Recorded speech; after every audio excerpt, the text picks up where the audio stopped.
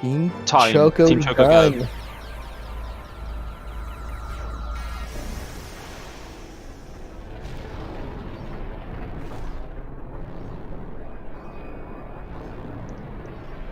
Oh, and we also get a PB from Koinu, who was the Team Choco representative. GG's. Nice. Everybody's PBing. Gray Fox here, top right, still has one last hurdle, which is his zombie touch weapon. So we'll see how many attacks he'll take.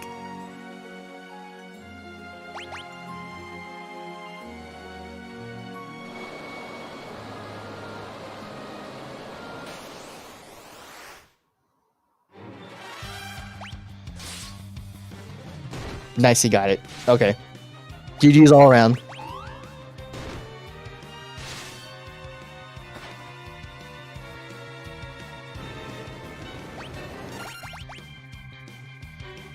Team Tombury GG's go. all Team around. Tombury go. Yes, go Team Tonberry. GG's everyone. I guess that's pretty much it for our time. Yeah, GG's everyone. One final thank you from myself, and I think we'll hand over to the FF4 guys now. Good luck at the 4 team. Yeah, good luck. Thank you all. It's been a blast. We'll see you. Come run our game. We'll help. And hello, We hello. out. Welcome on into some Final Fantasy IV, everyone. I'm B-Dude, joined by... Al Magus here. I hope I'm not too quiet or too loud. Please don't hit me. We had a bit of audio trouble earlier, but hope everything is set up nice and dandy. So following up on a world record and a PB, that's going to be a little bit rough. Especially since this game just got patched about a little over a week ago, where they made it so we lose 30% experience per battle. Enemies attack faster. And so with those two things included, we need to fight more fights, as well as needing to, or we end up taking a whole lot more damage on a lot of fights, just because we're slower. Yeah, it's very unfortunate timing, honestly, with the relay coming up that this patch dropped and everybody was panicking. Oh my god, we can't even beat the final boss. But the runners have been working tirelessly to make sure that they can do it, and strategies have been refined. And unfortunately, also this means the run is about 10, 15, 20 minutes longer. But hey, we get more content, I guess, so that's good. A little more content, and a lot of the fights include a little more strategy now. Just a lot of stacking slows, a lot more timing of stuff. Since a lot of the pixel remasters require a lot of auto battle and kind of let the gameplay for you. But honestly, this patch kind of took a bit of that out. Not a lot of it, but some of it.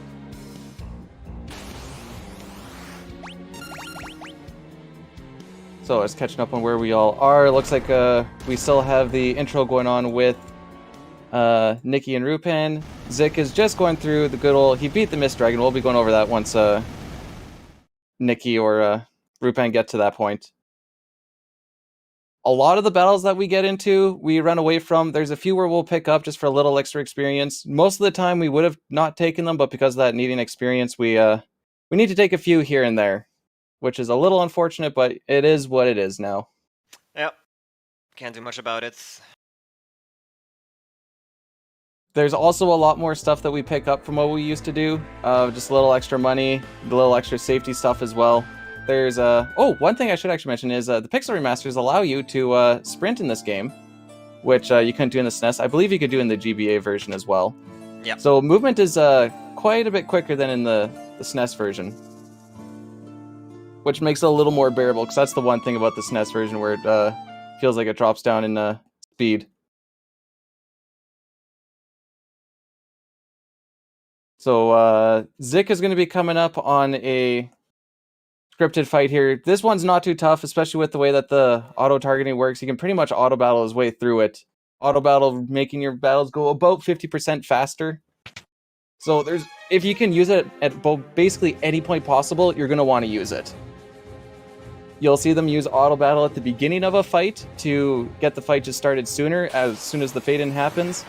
And then after you get the runaway, you'll also do it, so that you can get the fade out a little bit quicker as well.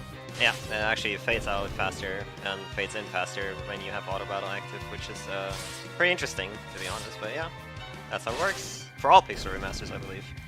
Yeah, there is also an option. It's kind of runner specific, but you can choose to carry on auto battle or continuous auto battle. So if you finish off a fight with auto battle, it'll start up again on the next one. So it saves you. It basically gets you that frame 1 auto battle to get a fight going. There are some boss fights where it's a little bit weird where it does start with that. So you kind of have to know beforehand when it's going to pop in and when it's not going to pop in, and it throws you off for the first couple of times.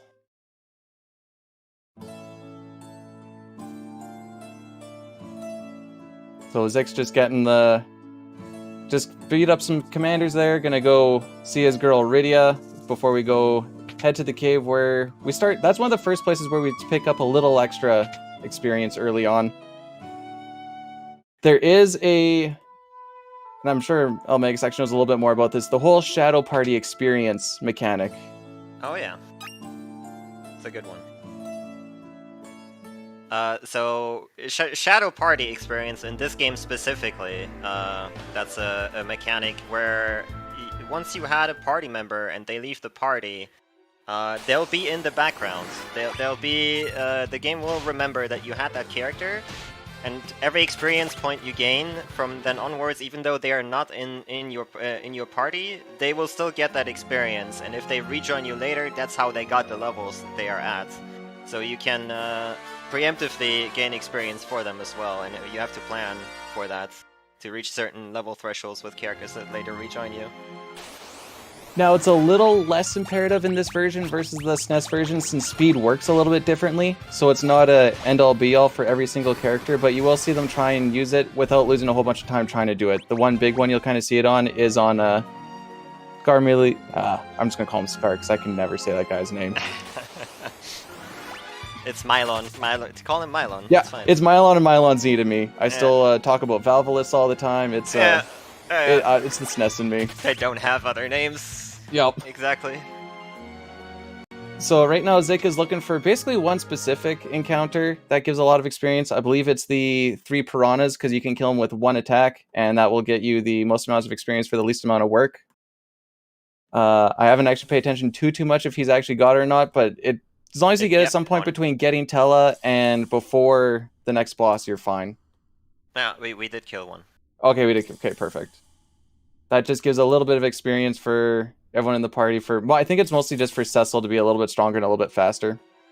You need it for Cecil to reach level 13 after Octomom, which gives him a huge damage boost.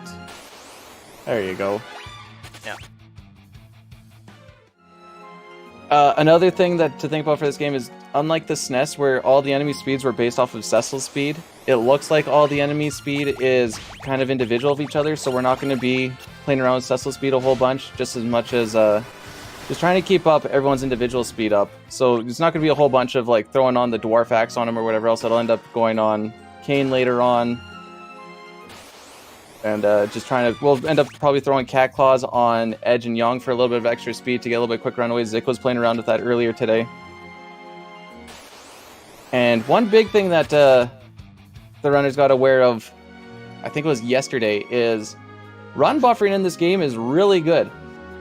It will halt the enemy's ATB, well, halt everyone's ATB while the cannot run appears on the top, so it's good for bosses.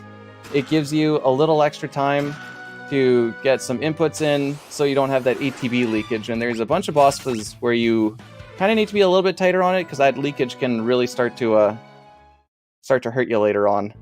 Yeah, these run buffers also work on all Pixel remasters, so if you're running one of those, you might want to investigate them. They are pretty good.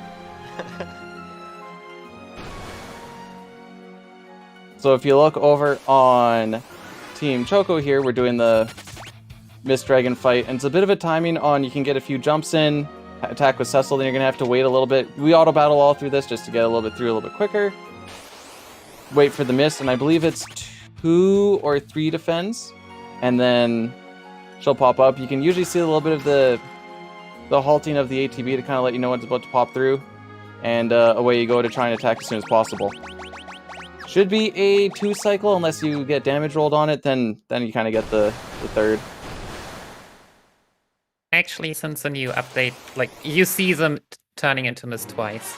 Oh, okay. Thank you, update. Too fast. Thanks for faster enemy ATB. Yeah, too fast.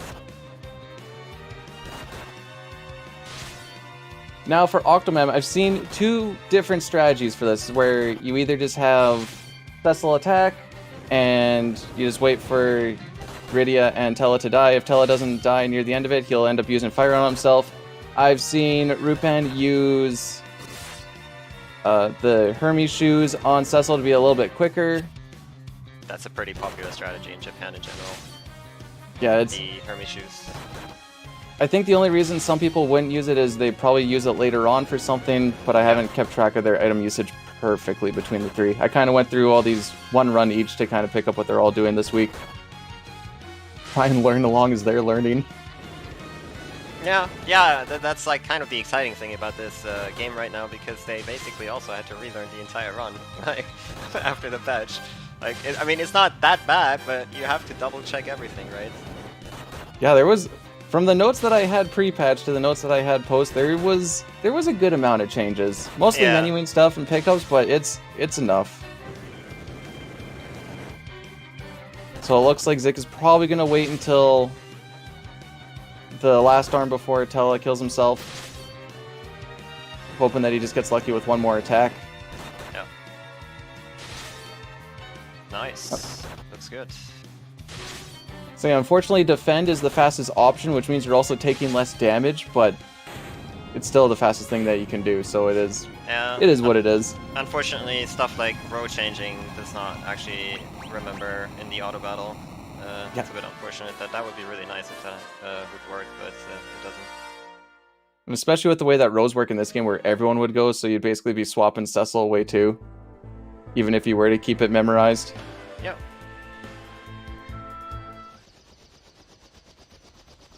Also, with on Rupan's screen, with the Rydia fight, you don't want to auto battle straight through, because you'll end up hitting her, and then you just make it take a little bit longer. So you have to kind of wait that little bit until she actually brings out the Titan.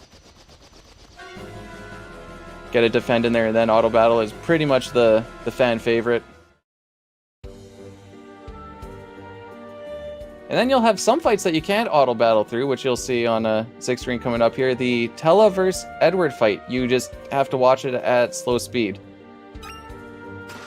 Which is interesting, because with some pixel remasters, like 6, when you have Terra early on killing stuff with the Magitech armor, you can auto battle that one for some reason. Oh yeah, I remember that. Yeah, you're right. It's one of the weird ones where I'm like, why can I auto battle this, but I can't auto battle these other ones? But, you know, I didn't make the game. But there's So a we lot went to of that- oddities in these pixel remasters. There- but, yeah. So we picked up a few items over just inside the castle here. Some runners will pick... Well, I think they all have been picking up the Holy Arrow. Some use it for the grind. Some use it for just later on when we get Rosa. That's another runner-specific thing. The grind has been pretty interesting to see how everyone takes it, because each runner does a little bit something different, which is pretty fun. He said the line. The Spoony Bard.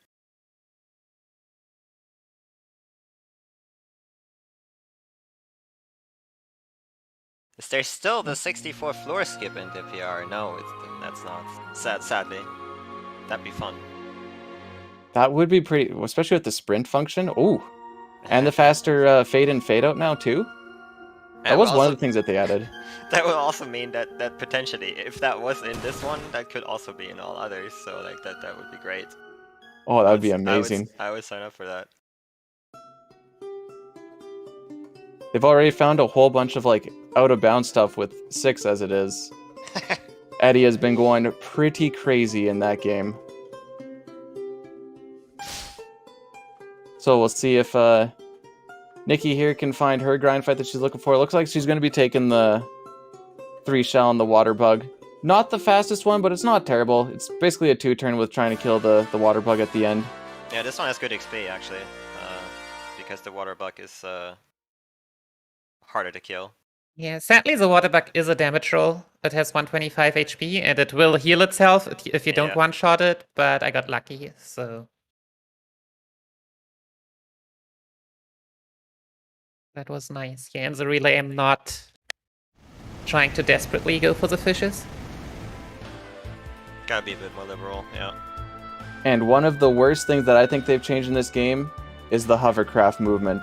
Oh, yeah. The slowest thing that they've added, just painfully slow. Oh, yeah. Lots of good stuff to pick up in here as well. You'll find some spider silk, some Antarctic winds. All are going to be used on bosses or some stuff in the Fabul Gauntlet. Yeah. Spider silks in particular are very useful. Since slow stacks in this game, and we're going to need to slow a lot of stuff down since we're going to be lower leveled and everything got a little bit faster, we're going to need that speed increase. Mm-hmm. Desperately. But as you may guess, like the SNES version for FF4 doesn't have all these fancy items. They fortunately decided to like release it in the West with all of these fancy like combat items and everything. Would have been kind of a letdown if they didn't, but yeah, we got a whole lot of fancy stuff that we can work with. Yeah, the SNES version kind of became the peasant version. I mean, it does have some nice things in it, but yeah. Alright, so Antlion is basically we used to make it so that Cecil and Edward, or Cecil would try and kill Rydia and Edward pretty much as soon as possible and then just go. Now we basically just let Antlion try and do all the work here. We also throw in some chocobos, which we didn't used to do. And then you're kind of hoping that Edward doesn't end up doing the hide ability. Yeah, so Endline has 1000 HP and counters physical attacks with the Counter Horn, which is actually stronger on other versions than this one, but yeah, I mean...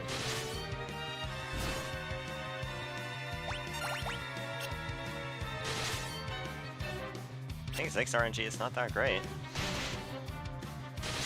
This is about average from what I've seen, which is kind of funny. I've seen some people put Edward to slot 5 instead of slot 4 just to be in the front row and take that little extra damage. Yeah. Also, I think they're easier to hit in the front row, but I'm not 100% on that.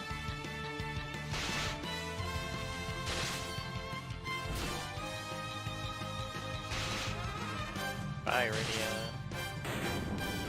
Now, this is kind of the part where you're like, oh, okay, never mind. I guess Edward just lives. I was hoping to see if we kind of got some good rolls that Edward didn't do the hide ability. So, by the way, so that characters do not actually get experience, and the experience you get for the entire fight is, like, divided by the surviving characters. Now, we mentioned the Phantom characters, they always receive the full amount of experience that is displayed, which is, pretty, interesting.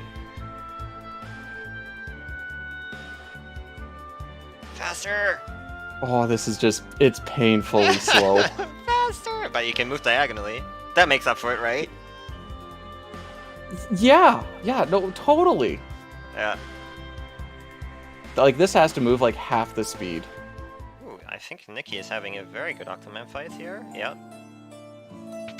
Cecil is very healthy, and we are just gonna watch him tear down Octomom. Yeah, both of them going down by 4 arms. Not bad. Yeah. Very good. Rupin also entering Octomam. There's One difference you could see was they both put Tella to slot 5, whereas I believe Zik kept it in slot 3. No, Zik also had slot 5. There you can see Rupin using the Hermes shield. Hermes sandals. And this is actually a glitchless strat from the SNES version that is very popular in Japan. Because they did get the items. We Western plebs, of course, we were too many items. Couldn't actually handle that. Yeah, small brain couldn't do it. No.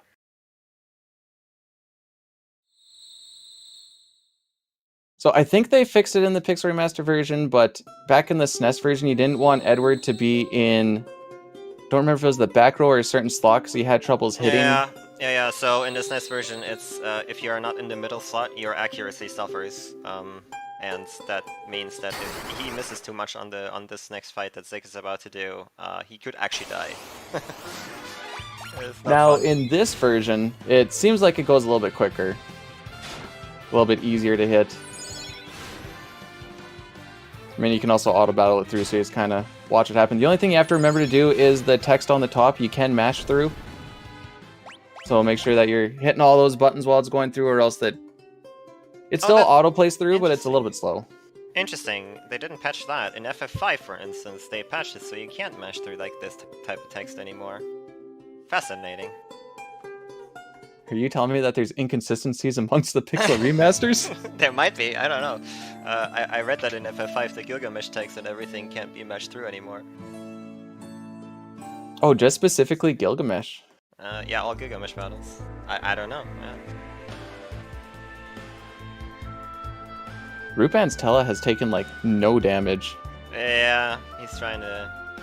or was trying to menu kill him off there. Had to help a little bit. Unfortunate. That being said, since he has the Hermes sandals, he also automatically, of course, dealt damage a little bit faster, so that might have been a side effect from that. Possibly, yeah.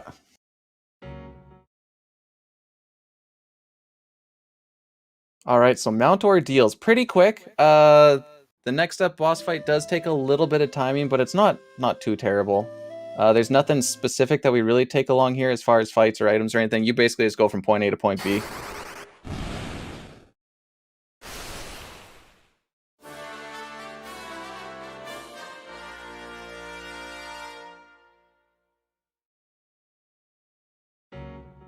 Now, I've seen, just watching Rupan here, some of the runners take certain items. I think Rupan ended up taking all the items, I think probably just for money, since you're kind of there in that treasure trove area as well. See if he ends up opting for that at this run.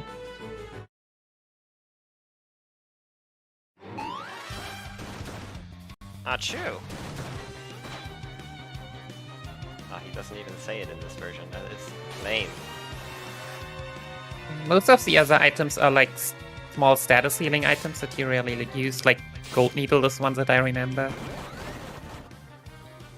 I guess it's nice to Maybe have just a in- backup. Yeah, it's nice to have in a marathon run type of deal. And not a super terrible idea to do. I mean, you're there and it's like an extra 2-3 seconds to just pick everything up. Just in the event that... Exactly. Think about how far you can get in that time with the hovercraft. Oh, I feel the pain. Alright, so Bomb. Need to do... We're basically counting some damage here before it starts to blow up. It should reduce the amount of damage that the explosion does, I believe. And then after that, we're going to be throwing an hourglass on to stop everything. And then it's basically the... Well, I've kind of seen some splits on this too. Either just the Cecil show using darkness, or else the Cecil Yang show doing darkness and the kicks. Yeah, I'm gonna assume whoever lives gets to do stuff. Looks like so here we go. We wait for the explode. Okay, you can't queue up the hourglass. I wasn't sure if it did some funky Targeting, yeah. targeting. Yeah. Ooh, almost went for a focus. Then you can get damage roll, but it looks like you got through, so pretty easy fight. Yep. Now let's see how Nikki's Antlion goes. Since all Zik's going to be doing is just walking his way over to Fabul, hopefully not getting beat up by a whole bunch of enemies. Usually that Bomb fight can weaken the party up pretty good.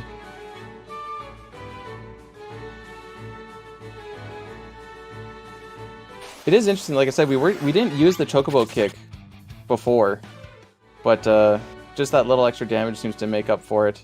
There was actually a small time before the update where we also grinded and got those levels for Rydia. That was also like clearly faster and helpful. Chocobo is But- pretty good because you don't get the counter attack from Antlion, so you don't have the double animation. Yeah.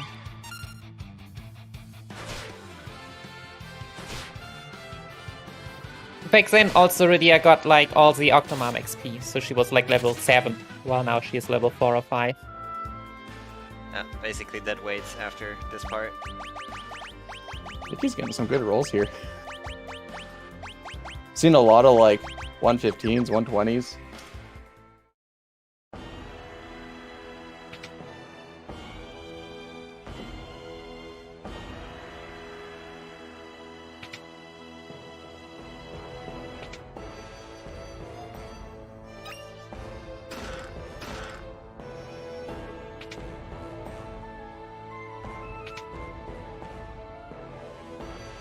Alrighty.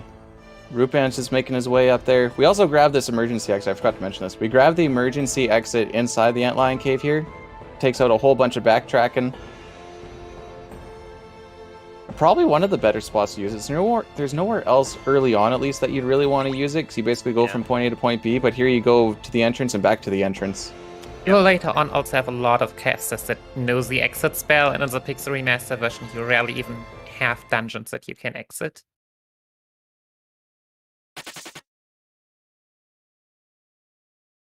They patched most of those.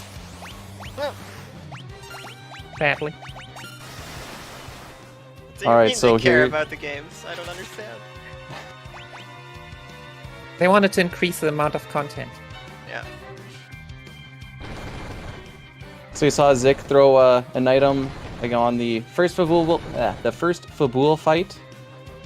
Just kind of kills off the guards pretty quick. I believe we have the enough items to do that for most of the 3 guards fights, just to make them a little bit quicker. I believe the other pack of the Sahagin, General Imp, and I don't remember what the other thing is.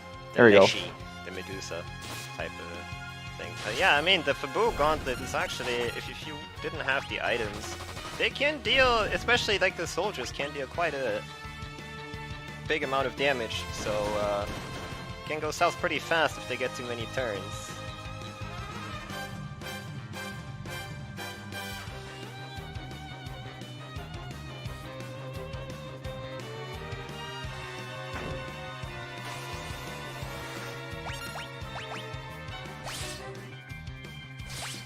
Ruben's out of the N9 cave as well, while Zik is going into the third fight of the gauntlet. You tried Edward, 11 damage, very good. Edward's just out here doing his best. Oh, 30 damage. Doesn't get to use those beautiful dancing daggers we do in the SNES version.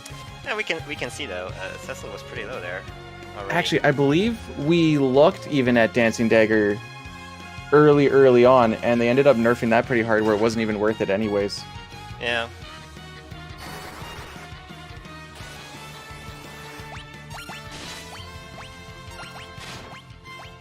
I think this fight in the Gauntlet has always been just the easiest one. Mostly because I don't even know what this gargoyle can really do. If you give it too many turns, it will cast weak, actually, which is not ideal. But since we have the arrows, they are exceptionally weak to arrow attacks, and that you see Edward actually did damage there. Okay, looks like we are getting through here just fine. Cecil being close to death is kind of scary because he's kind of like the only one you don't really... I mean, Yongi also don't want to be dead, but Cecil's kind of the most important one at this point in time. But luckily we kept that Antarctic win. Easy win on that. And I think they changed the strats now where we used to self-attack in the Kane fight, but now we just let Kane do his thing and auto-battle of our way through it. The update did something good. We don't need to die in this fight anymore. Just X amount of turns and call it a day. Just 3 turns. Oh, look at that.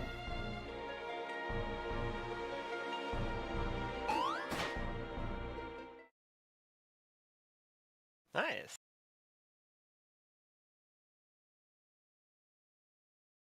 I think that's even faster than what like a SNES version would be like. Oh yeah. Unless you can get a 2-turn in there, but I don't think so. You need some really good rolls. Yeah, you can, but it's unlikely.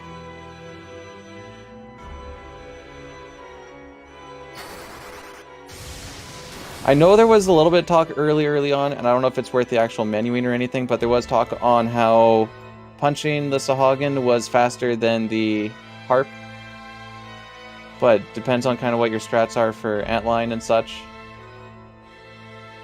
But that was a little thing as well a few months ago. Just to save some animation time. You know what else would save animation time? Not having to look at this hovercraft. Jeez. Luckily, this is the last time we have to see it for like an hour. And then we only need to move it like 15 squares afterwards, so we're basically done through suffering this. The airship and everything else moves pretty quick. Alright, Nikki Chocobos on, are... Nikki on Mambom here. Bye, Rydia. Yeah, looks like we're pretty okay here. The only thing you want to avoid, kind of, is like your two big guys taking too much damage here. That can technically cause problems, but it's unlikely to happen.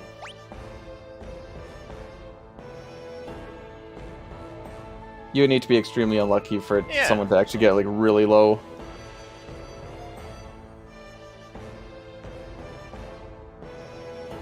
And being smart and making sure that either Edward or Rydia or Rosa using the hourglass so you can get into attacking right aways. Easy. Auto battle to win, baby. That's all you need. Rupa not far behind, going into the 3 in battle. I don't actually know if in this one you have different outcomes depending on damage rolls that Yang does. Probably, I would guess, but I'm not sure. You do. Oh, nice. Because, yeah, Yang can take varying amounts of time depending on how much damage he does here, and it's all random then as well here. You did. So ever since the update, I've just not seen a fast fight ever. And that's weirdly enough, it's kind of the theme here too. I don't think I've seen one fast fight. and that Yang fight you cannot auto battle through. You have to watch it at normal speed.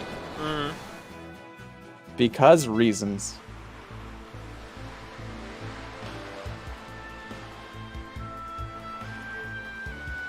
So Rupan going into the mom bomb fight. See how this ends up going. Everyone's had a pretty clean fight on this one so far.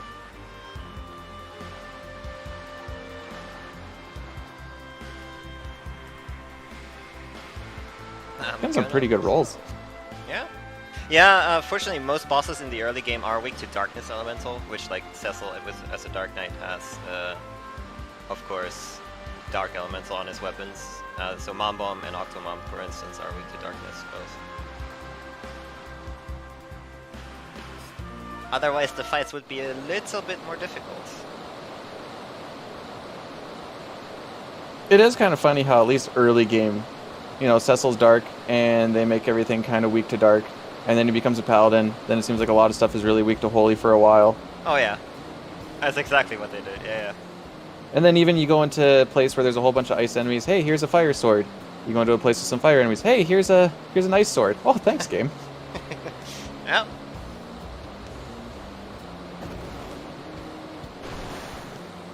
But pretty clean fight, and now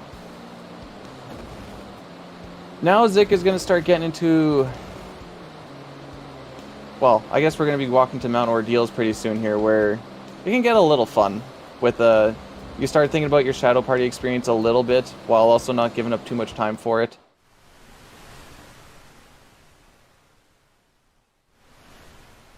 Spoilers, we're gonna meet up with most of the people we lost. This game is just the biggest goddamn for you think people are dead and then they're not dead. I still don't know how I feel about it. They compensated for FF2.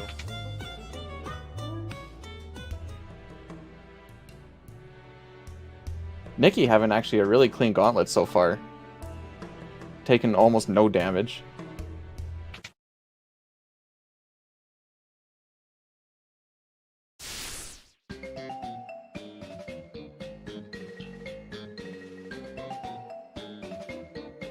So there is a little bit of shopping that you got to do for the twins.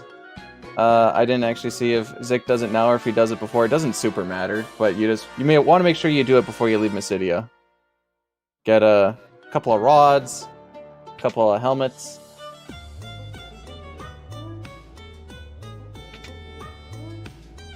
Yeah, looks like we're going to go do it now. Yep.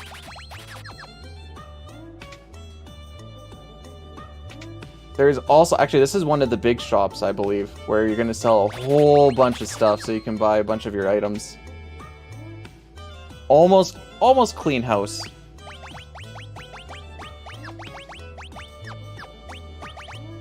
Get on some of the stuff we have now. I believe we do an item arrange just so that things are kind of in a more consistent spot. Since you can't really do... Well, you can't do any battle item arrangement like you can in the SNES version, so you have to kind of just deal with whatever the range actually gives you. Like I said, we're pretty much going to clean out a lot of stuff. We want to keep some iron stuff for later on, but basically anything that Cecil used, gone. Which, a lot of his stuff sells for quite a good money, too. Still weird to me to see potion and high potion here instead of cure 1 and cure 2. It looks weird to me, too. I'm still not used to 6 having potion and a high potion instead of tonic and potion. Yeah. What do you mean that potion only healed for 50? Supposed to be 250.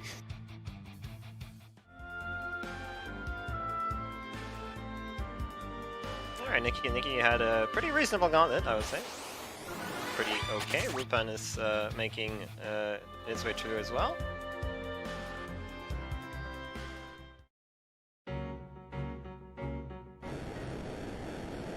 Yeah, I really like using the items on these fights, just because it makes it so much safer and quicker. Yeah. Safer So is the biggest thing, honestly. It's like, those are the guys that tend to deal probably the most amount of damage consistently. Especially with the team that we have now, we can't just kill 2 of them right off the hop. Especially after that update. Oh, the crit?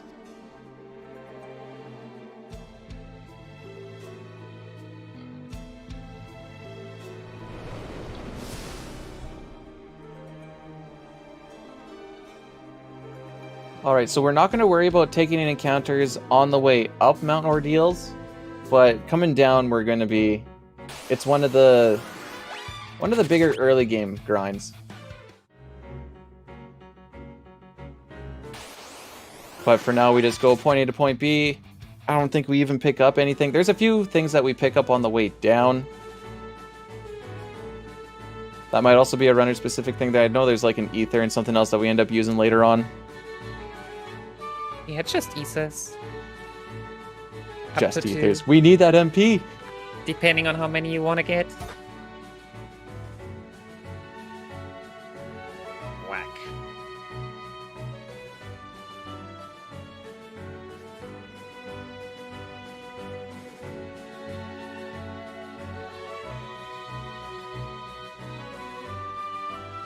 We're all kind of in cutscenes in all 3 points right now. Now, I know just looking at Nikki's screen here, we used to pick up the Bacchus' cider in working your way down from the king. We don't do that now anymore. End up changing it out for... I'm not 100% sure on that. I'd have to look through the notes again, but I just know we don't pick it up anymore. I That was the believe thing we it has to do with the... I think we used it in the Barbarisha fight, if I recall correctly. Which currently works a bit... we are going back to an older strat. Yeah, that's about the time in the run where you really start feeling that enemies are faster, I assume. It is one of the fights which I personally would like to reroute, but since it is so close to the relay, you also don't want to like open the big barrel of new strats because you just want to get safely through. Oh, Zik is having a little bit of a rough time. Out of sync. Oh, dang. Refresh. 3 attacks right off the hop, all on Porum, is pretty rough. The fact that Porom actually took 3 to die is already pretty good, because he can, they can die in 2 pretty easily. Very good damage roll. So this is one of the fights we're going to kind of micromanage a little bit on the HP a little bit, since we want to try and have most people dead except Tella by the end of the next one. If at all possible. This is one of those ones where, as long as you're not wasting too much time doing it. But, There's no way this is my real life. God. There's no way this is real. This is pretty They brutal, I must ain't have gonna lie. buffed his magic. I mean, that's not normal. In this NES version, you do not take that much damage from that one.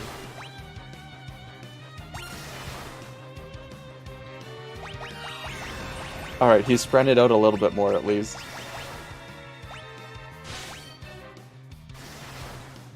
Remember, it's not about the destination, it's about the journey. So now we can actually do the kill setup here and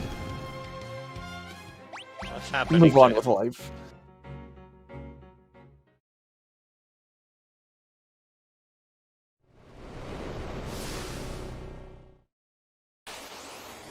Now this fight, the backup one, or the back attack one, is a lot easier, because now he's undead.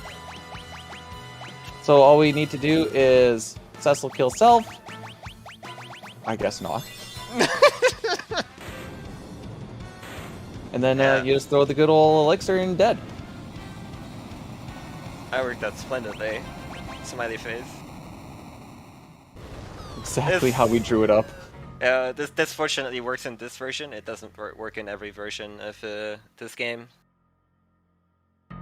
I am sad to report. I'm The glad it versions don't works. have that elixir chest, for example. This is also true. This is also true. Not all versions do have that elixir chest. I think that fight would be extremely brutal if we weren't able to do that. Yeah, You have hits. Pyro on Palom. yeah, he hits pretty hard, but you can also kill him pretty fast.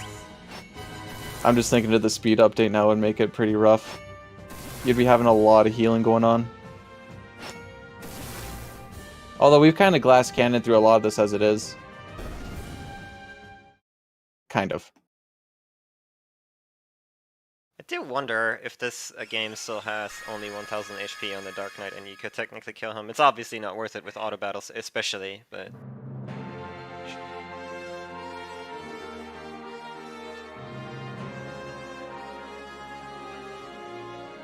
With the experience that we end up getting down mount ordeals, yeah, probably not worth it. Because I was like, 3 days ago, I found out that you can just high potion a Lilith and it dies. Mm-hmm. Because I was not aware that it was undead. Yeah, almost everything on this mountain is actually undead. That's why I was like, oh, that's my I feel stupid moment. Oh yeah, Yeah, I guess that would work. Lilith's grinding is a very popular strategy, actually. It's always been, especially in glitchless runs, it's been part of the strats, usually. See, because we're going to be going down this, most people end up going down with the solo Cecil, and if you attack Lilith, she'll hit you with Slap, which can paralyze you.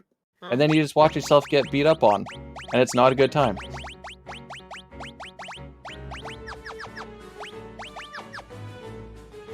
Alright, so it looks like Zik is in fact going for the Holy Arrow strats. And then putting Cecil in the back just to take a whole lot less damage. And opening Lilith, you'll have to see it. So to get ourselves a little extra experience, just take a nap there, Tella. You're fine. Level 12. Even casually, you always feel like a boss coming down here because you're like, look at all the... Oh, okay. Well, now we're in the front row on a back attack. Well... And you can see the battle speed really doing its toll. I mean, that would have happened anyways, but Yeah. we'll try again. I think we try to take about 4 packs along the way down. if they're good packs. Currently level 17 from what I know, but I mean, I don't know if they have changed it up a bit. I'm guessing also depends on how much or what packs you get. Yeah, I mean, of course, that level is... If you get a lot of Liliths, then you can be done very quickly. If not, well... There is a double Lilith encounter here, which is the ideal one to get, but yeah, it's also relatively rare, so... That's like the rarest encounter here, yeah. I've seen some people take it different ways where, like, Rupan will hang around on the first screen since it looks like it has the highest chance of getting the bigger packs, and he'll run around there a little bit and work his way down. Little more consistency for a little time loss, whereas some people work their way down as they try and get their fights. Hopefully they get what they need along the way. So it's pretty interesting to see how they basically do different means to the same end.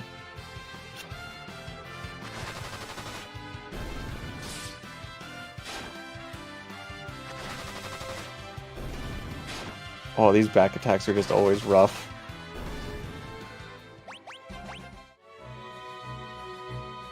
Level 17 there on Zig's stream.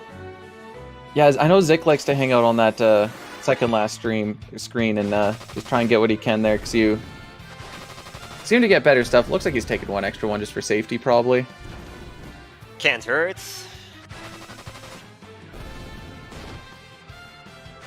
Man, arrows are so good in this version, it's great. I love it. They are already good in like other versions, but here it just takes the cake. There's when we grab the mutate arrows later on and we hit the Mega Sisters. Oh boy. Oh, that's a cool back attack on Ruben's screen. I love it. Love to see it. This is a very much a Final Fantasy IV be-like moment. Moments, I should say, for the way that this mountain has been doing people. Alright, Nikki is on Scarmiglione as well. He also gets like the targeting, but doesn't actually have a twin die, which is pretty nice. I was a bit scared, so I waited a bit too long with Cecil because my rolls looked pretty low. And I got a Comet first and not double Pyro. It can't be worse than mine. No, it was significantly smoother. We were just spreading the love instead of, just beating up on one mage the entire time.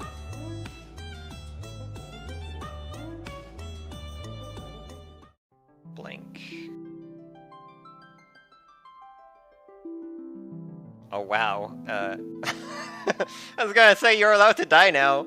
Oh man. Yeah, Blink is a nice backup in order to ensure that Teller doesn't get hit anymore. Yeah. Not the full Phantom Party experience here, nice.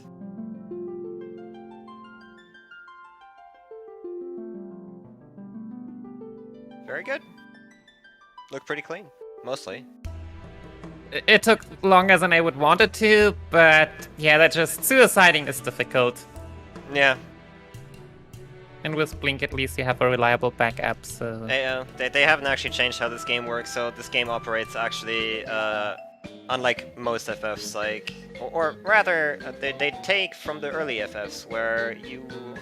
Instead of like hitting one time, you hit multiple times, but you don't actually see it. And there can be misses in there, especially if you target on party members and stuff like that, so... Which makes damage very inconsistent, especially if you're trying to like kill off your own party members with like physical attacks and whatnot.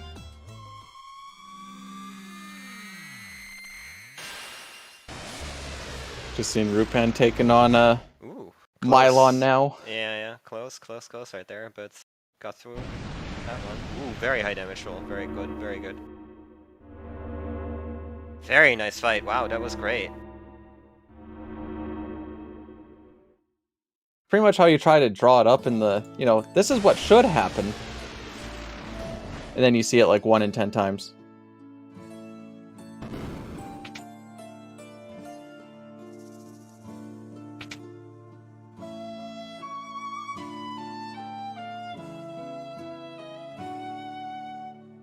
Oh, the big thing is I see how he's going with this. Okay, that's interesting. Yeah, very nice from Rupan. past Scarmiglione, whereas Sick is already on the next boss fight in Baron Inn. The guards died to one bio from Tella, and now we are going to actually fight this monk here that we totally don't know. So most versions have it where you have to just wait until a certain point and then attack one time, and then the fight will end automatically. The big thing here is you can actually watch the ATB bars. Once you see them kind of halter a little bit, that's when you know it's your time to go in. I didn't know if you missed, it still ends the fight. Yep, yeah. It's just the attack commands. It's bound to. Oh, it's always my favorite when you see miss and then Yang yells, ouch.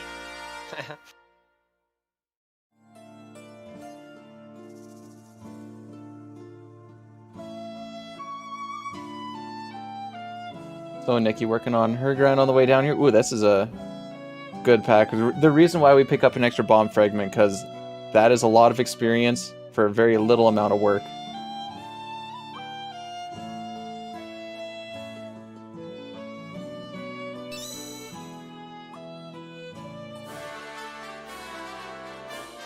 Then, actually, so this next little bit that Zig's going to be going through is pretty simple. I think there's only like one boss I could not really throw a wrench in the plans, but just kind of make you have to adjust a little bit. And then Tella, having learned all of his spells, kind of makes this next little bit a lot simpler than it probably should be. Yeah, while he does only have 90 MP all the time, still having access to like especially tier 3 spells is very, very good.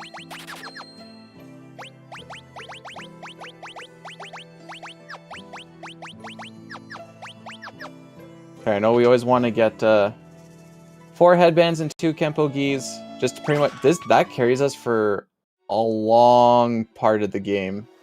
Yeah, so headbands and Kempo Gis do give you strength, and the more strength you have, the earlier you get attack multipliers, which of course, that's why the main reason you put it on your characters, to get more damage out of it.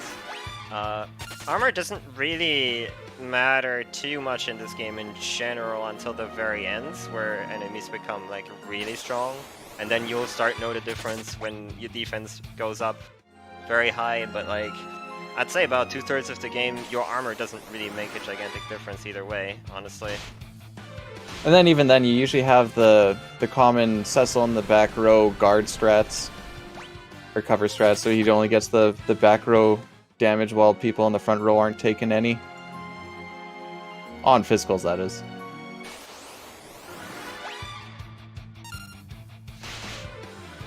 Yeah, like you mentioned, Rufan is doing the grind on top, and there's the double Lilith.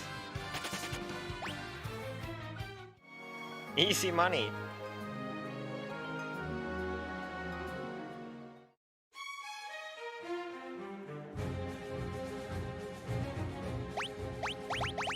I haven't actually seen what the experience is on this, but it's just... It's gotta be crazy, right? Relatively. Yeah.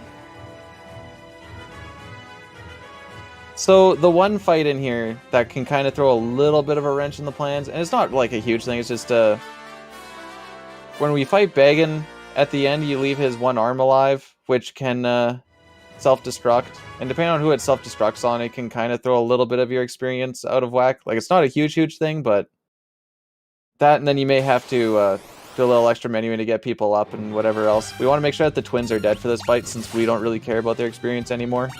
But why? Secret. Oh. Tella got sniped there, that's no bueno. Yeah, we want to get at least one tier 3 spell off. And we only get one off because then after that he casts Reflect on himself and then Tella is basically useless.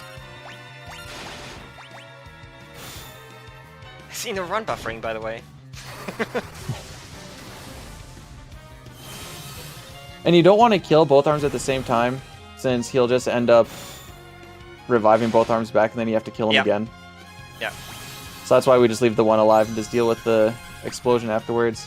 He does do this haste on himself a lot after the Reflect, so you end up getting some of our characters buffed, and having Yang and Cecil getting hasted is pretty nice. Perfect health setup too.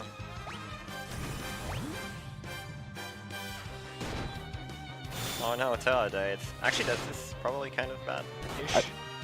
I think Tella dead is ideal. It just Well, I revives guess- him. It doesn't really matter. I was just thinking experience, but yeah.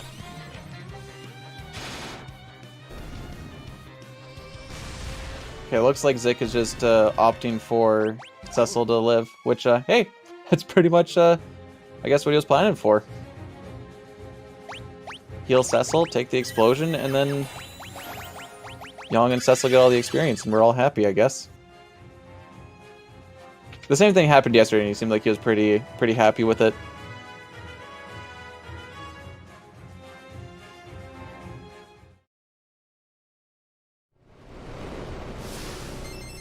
So Nikki going into the guards fight as well here. It's actually nice having Tella in low HP, since when they try to attack Tella, Cecil will get in the way, block it. So I believe they can cast Mini.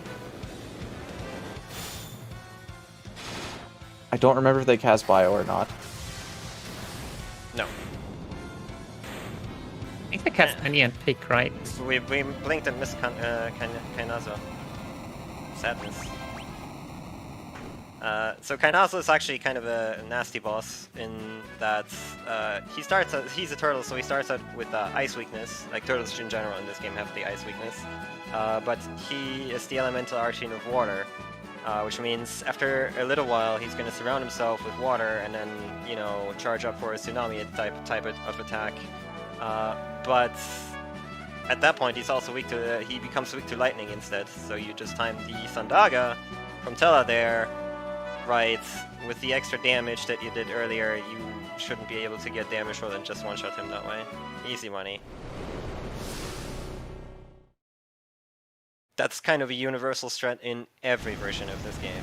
Like, you pretty much do that. Yeah, that's just like from almost day one casuals will almost think of that too. Yeah. Oh look, water, I'll just cast Thunder. I'm like, ooh, that did a lot of damage. Well, I guess the DS version would be a small exception. You do kind of the same thing, but a bit differently because the DS version has harder bosses and stuff, but yeah. Oh no, the twins! No!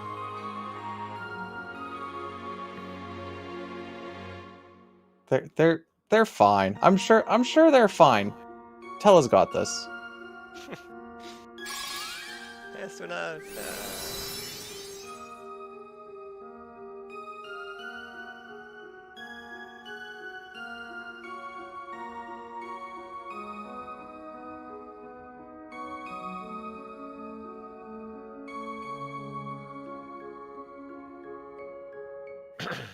I missed where Rupan was stopping off there first before he went to...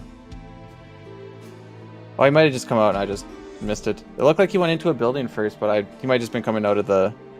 Could have potentially stocked up on some items, but I also missed it.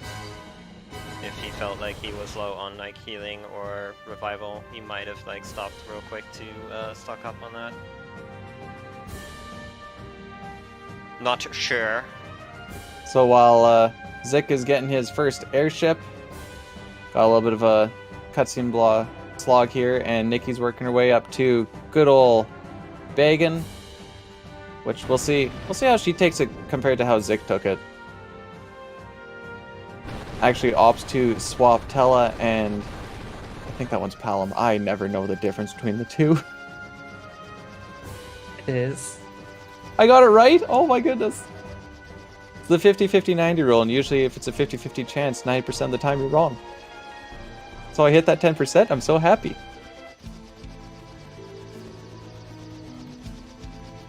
So that's just front row damage, hoping that she dies a little bit quicker. Where's Palm the he one? Palom is he. Oh, okay. Well, 50-50-90.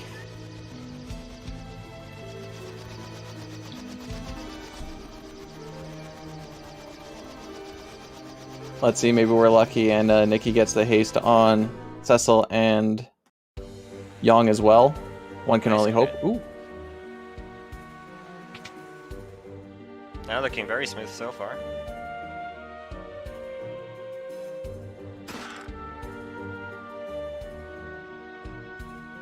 You'll notice that Zik is actually doing a quick little detour over to Evelyn Castle as well. Bunch of good stuff here. The mute arrow is like the big immediate one. There's some good items and stuff that we'll be using on later on as well. But that mute item doing quad damage to mages absolutely decimates some stuff coming up soon. Yep. Yeah, Evelyn Castle is technically an area you're not supposed to visit until like about 40 minutes from now-ish. But you know, we don't really care too much. Also making a little stop in for a better bow as well. Yeah. I think he had to heal there in the Bygame fight, but I think it's going relatively smoothly otherwise. Yep, should be good.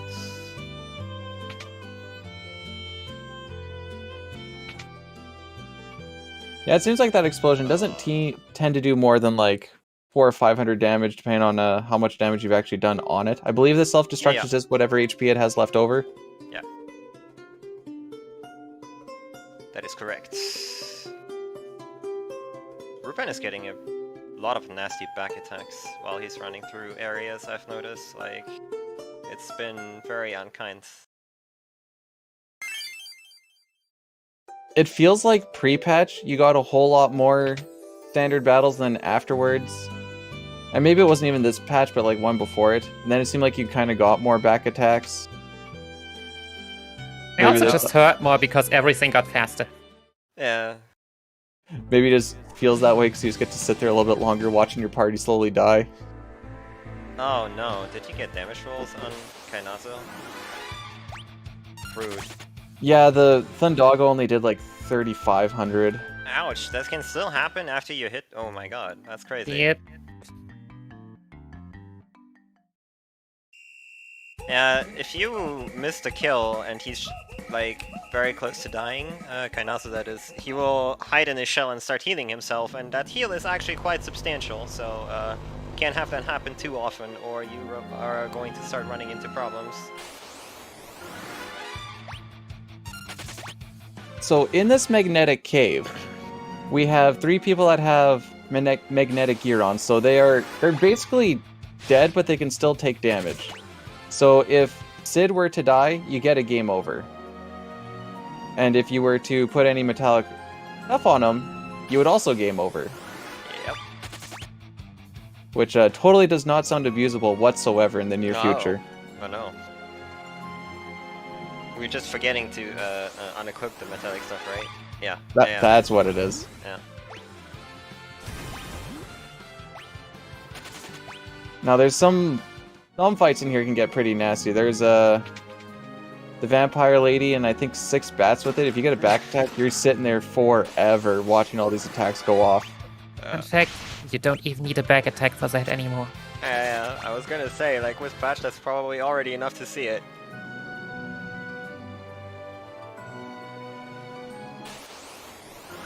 Very notorious battle in speedruns, always has been.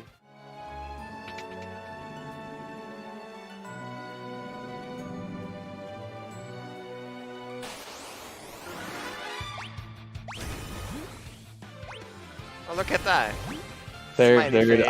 Commentator curse. I was gonna say, why did you mention it, but I was hoping. Here we are. I'm sorry, Zik. I didn't want it to be this way. Nice.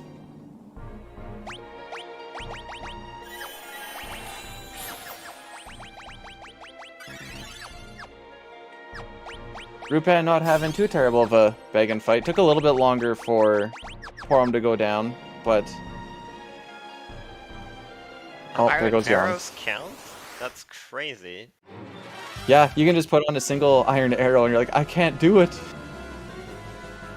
Yeah, so this first part of the boss in this dungeon is a cutscene scripted, normally, where you get hit a bunch and it kills you technically, but you have to watch all these spell animations and it's gigantic.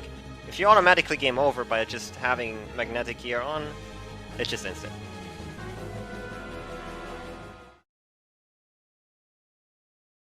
Let's see.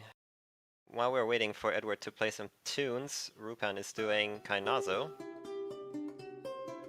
Hope for good damage roll here. Oh my god, that was abysmal. Oh my god.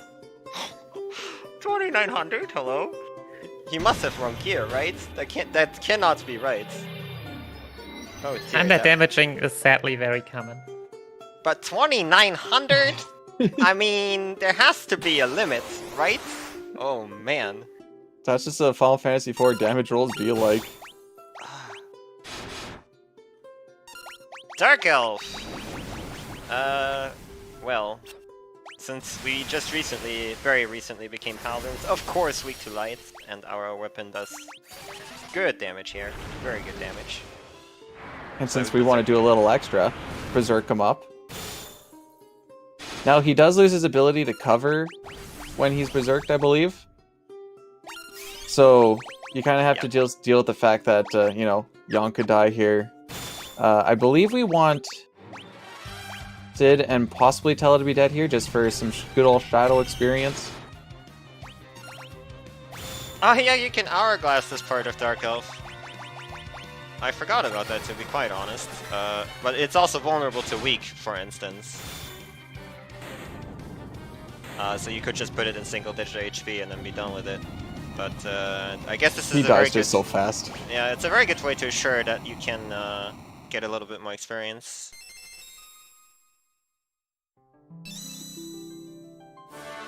Because that gives you time to like kill off characters if you need to.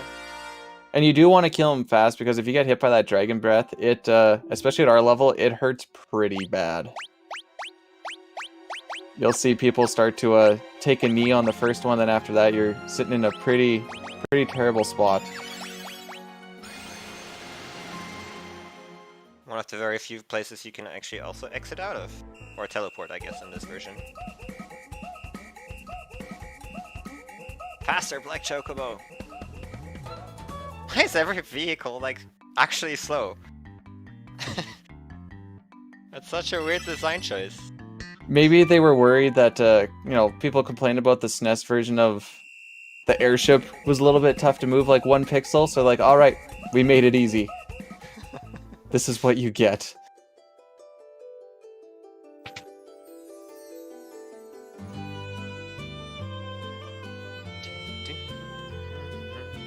Rupan's just going to be getting his airship here pretty soon. Nikki's going to be heading into the magnetic cave. Yeah, Nikki's grabbing the white chocobo. Making up some ground here. The white chocobo replenishes your MP if you missed that message, so that's a very nice way to make sure that especially Tella has like full MP going forward. It's really good for safety strats because you can be a little bit more liberal with your move or your magic. Yeah, it's also important to note, except for all the other versions heal you after you die to Dark Elf, this doesn't. So we kinda want our MP back for that. Yeah.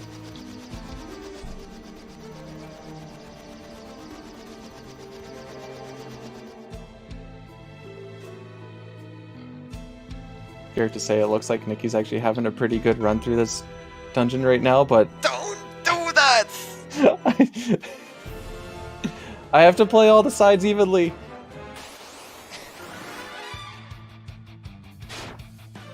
So I probably shouldn't say what, at least in the SNES version, what we call the tower that Zik is in right now, then, eh? It's the Tower of Zoth. What else would it be? Back attack tower? No! Can somebody ban this commentator? I'm here all week, boys!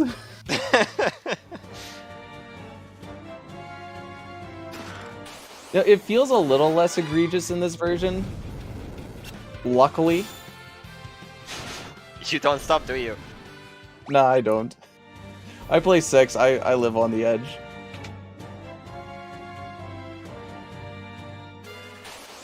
Now, we still grab that flame sword. Unfortunately, we can't duplicate it in this version, but having 1 is still better than none, especially for how easy it is to get, and the experience you get from that fire dog. Also slightly easier to kill here with all the XP we already got than in, let's say, for example, this SNES version where you have to jump through a little bit of a hoop to get it down, because you level a little bit less. Ooh, careful. Yeah, That's a lot of damage.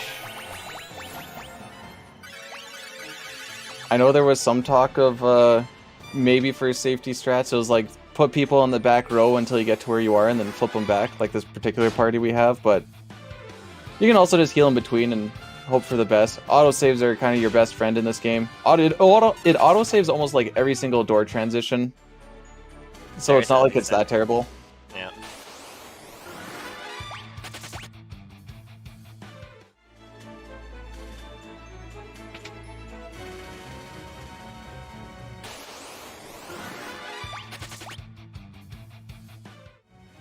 See how Nikki's fight goes against the good old Dark Elf. Zix felt like it went pretty smooth.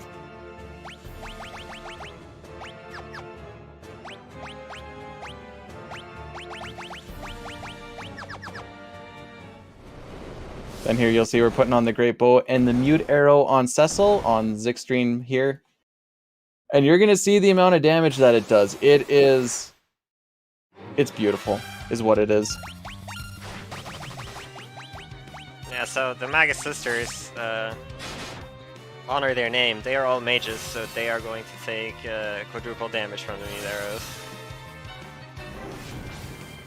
And luckily that middle one gets all the reflect, but you're not going to be reflecting these arrows. Oh, Cecil or Stella going down is not ideal. We want to try and... She's still going to go down pretty quick, I believe.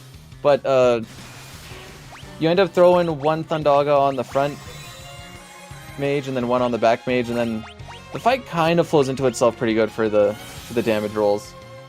Yeah, there is not much that can happen here. They will keep single targeting like their Delta attack. They don't like AoE spells or anything like that.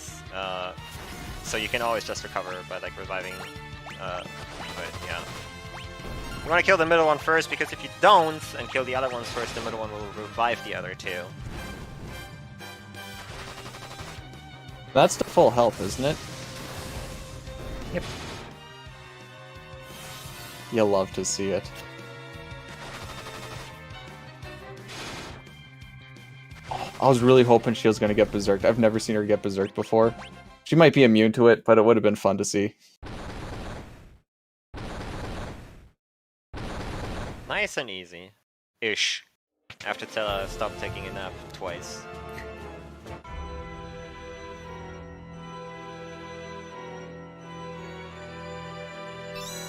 Zig's been getting a little bit of the pointy end of the stick on some of these boss fights, but I always like to think that there's a bit of a karma tug and pull, so we're just saving all the good RNG for later on.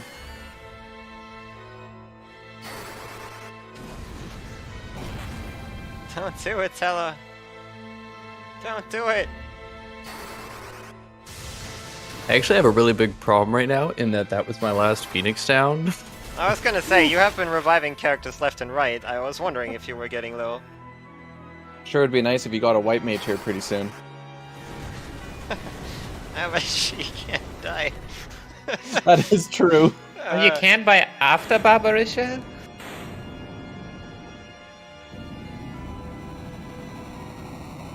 Rupen, in the meantime, on Dark Elf on Nikki also already entering Tower of Zots.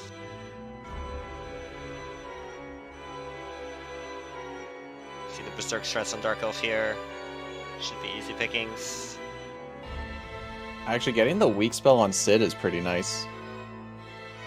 If he opts for Tella to off himself,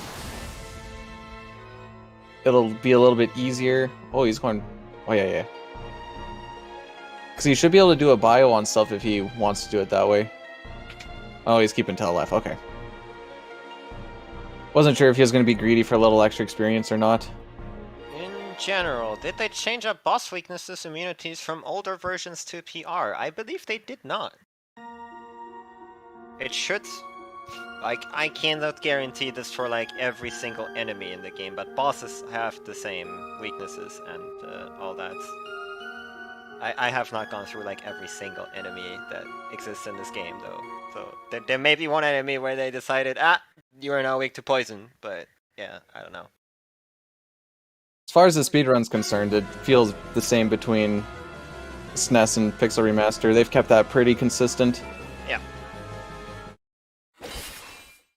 a lot of the strategies are definitely like minor adjustments from like what a SNES glitchless speedrun would do, or you know, like just basically convert it into what you have to do in this version, because this version works slightly differently with the ATB, of course.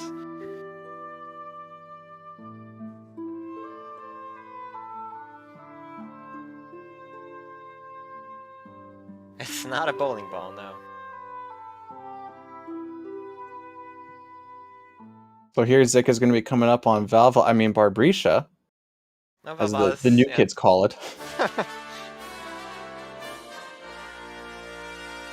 Yeah, Nikki's getting ready for the Maga Sisters. Hopefully Nikki gets to finish this fight with Phoenix Downs in the inventory. Yeah, but like, Barbarisha is the first fight in a game, like in most versions, where you really feel that the difficulty amps up very significantly. Like, she can be quite a nuisance, no matter the version. I'm very curious to see how this goes. This is also... Yeah, go ahead. Oh, I was gonna say Barbricia in this version is also kind of annoying just with the fact that like jump misses a lot. Actually, a lot of your attacks miss a lot. And you're just kind of, you're praying that at least like, I don't know, 75% of your hits actually hit to have a good time.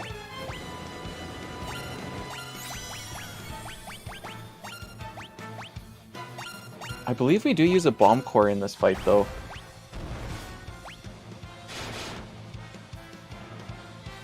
But And Zik the is strat of definitely- the fight we have one, but that doesn't make it safer at all. So she will constantly like try to get into this tornado form, and you have to jump in order to like disable it. The tornado form gives her an immense amount of evasion, which is why your attacks miss or only hit very low damage while she's in that form.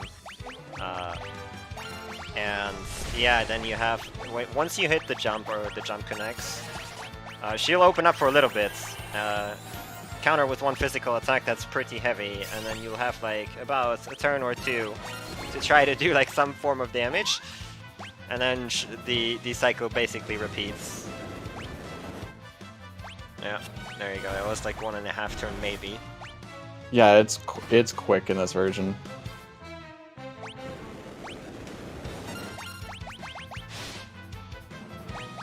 And you don't have Tella anymore, who can just like, you know, fling a tier 3 spell or anything like that, so most of the damage, if not all of it, like, just comes from you whacking her, pretty much. And one important thing, we have to like throw a couple of slows on, since we mentioned before that slows stack, but you can only throw the slow when she's not in her tornado form. So you have to time that a little bit as well, amongst, you know, trying to keep her up your whole party at the same time, especially if she's hitting tornado. I've seen some people berserk Cecil, but I'm gonna get Zicked in just for the cover ability, so we're not reviving as much. Cover is huge here, since she also uses weak, or tornado, I guess is the official translation, which puts you into single-digit HP. Alright, So I guess we use will. your safety. Well, we already did a bit of damage here, so I guess we're mostly close to getting this done.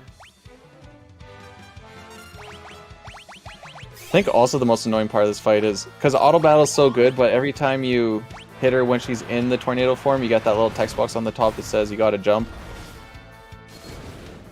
Well, Sid's dead, by the way, so like, can't even revive. Sad face.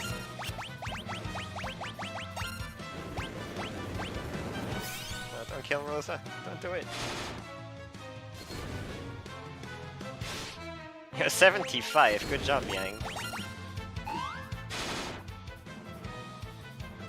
I know at one point we were also using arrow strats. Actually, I think Rupon might be using arrow strats on this fight. I don't know if it makes a huge difference or not. Well, I'm gonna assume you put Zestel in the back row with arrows, then. That's what you mean. Yeah, I don't remember if I didn't write that down. Yeah, because like, even, like, then if he covers from the back row, he'll take less damage. So, that seems reasonable.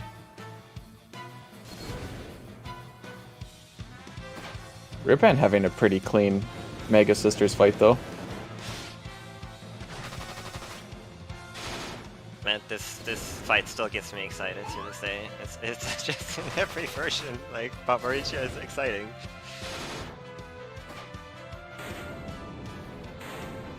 Nice. There you go. Not a lot of misses in that, which is pretty good.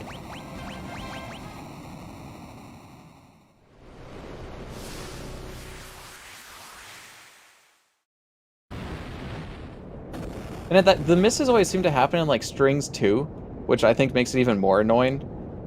So you'll sit there and all of a sudden it's like 1, 2, 3, maybe 4, and you're like, okay, I need somebody to hit something, please. I wonder if like the tornado form sometimes retains in this version because it forgets to switch off when you connected a jump. It seemed like that at one point. Like he did very low damage during like one of the opening phases there. I'm not sure if auto battle does something there. It's weird. Seems weird to me. I feel like auto battle's just an enigma that we still don't completely understand because of all its weird little quirks. Yeah. Nikki is also on Power Ratio now. And we have a dead sit almost instantly as well. Nice. Yeah, use the bomb count sit because Yang got immediately weaked.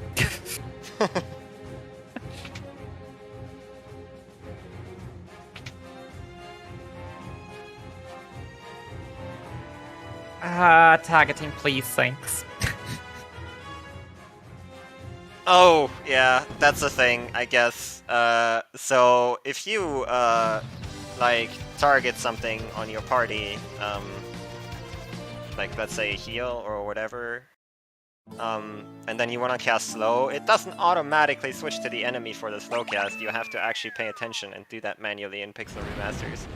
Because that's fun, right? I mean, why would a spell that you would only want to cast on enemies not automatically go to enemies? And it's really bad in 6 when you have people have like all white magic, black magic, whatever else. Yeah. Works with thunder rods as well. Oh, so bad. I've fallen into this trap more than one time. Yeah. It's the rite of passage.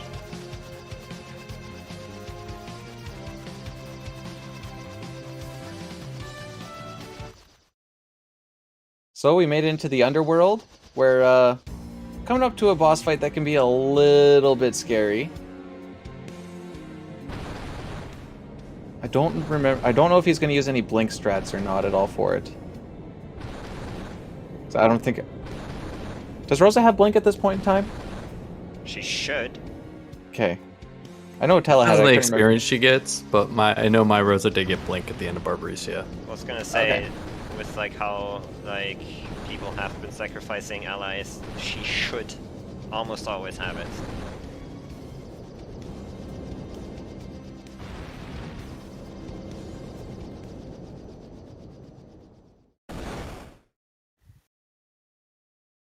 Is there anything super different with the Pixel Remaster? So, aside from how speed kind of works, how they changed up with the experience and how that works, and just with the auto battle in general, we end up having a bit of different strategies just to basically try and hit auto battle as much as possible just to make the runs or the fights actually go faster.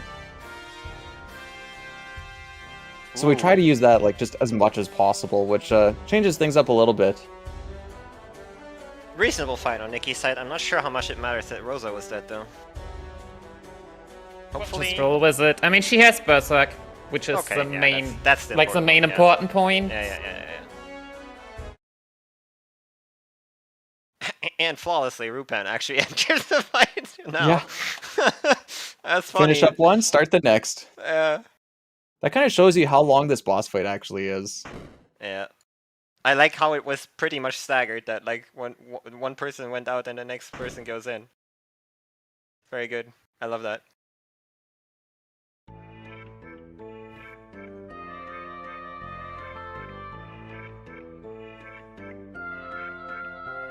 All right, so with the dolls fight here, we're gonna kill the front 3 of them and basically force them to go into Calcabrina as fast as possible. Calcabrina can be a little bit scary because it hits pretty hard, but it's basically this is one of those glass cannon fights where I just need to hit you as hard as I can before you hit me as hard as you can, and we see who wins. There is a little bit of healing, so you should still have Rosa up, but that's kind of what it feels like. It's definitely a DPS race.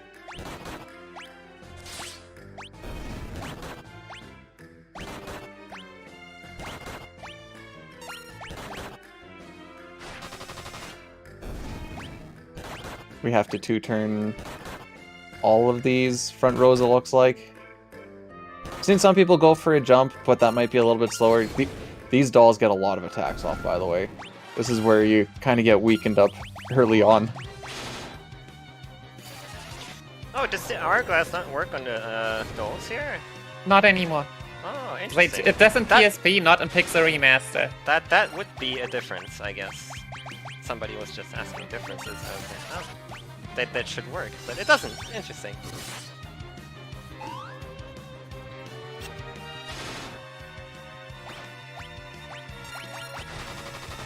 There you go, good old blink strats on Cecil. Although, I guess you kind of want him, he's kind of the secondary carry here, with Kane doing the most with his jump damage. Being able to also avoid being hit for 60% of the fight or so.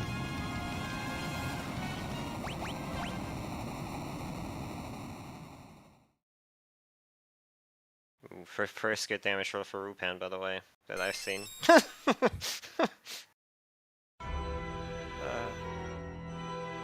Cecil has been putting in work, but the rest has just been watching, mostly. Oh yeah, and he is using the bow strats. Devo strat, yeah.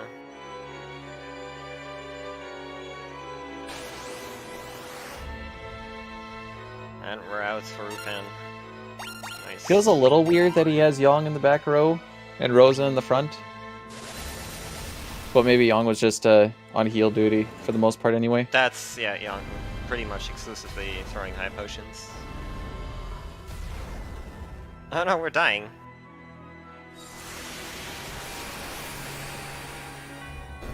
Got the jump off, which earlier on I remember we didn't do.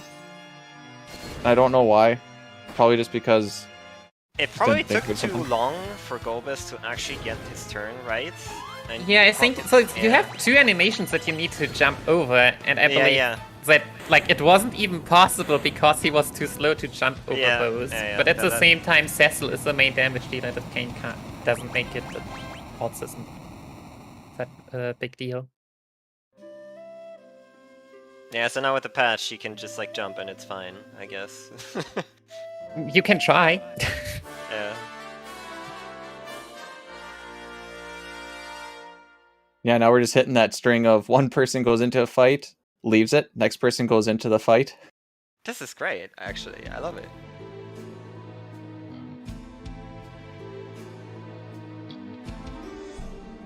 If we could keep that pace, that'd be great. Thank you very much, guys. This part always bothered me where they just watch Golbez's arm just crawl across the floor and then grab the crystal. They just watch it all for like 15 seconds. Like, you're not going to do anything about that? Just, okay. You do you, guys. To be fair, it's a floating arm, so like you would be stunned too. Whoa, it's floating. If only that was the weirdest thing we're going to come across.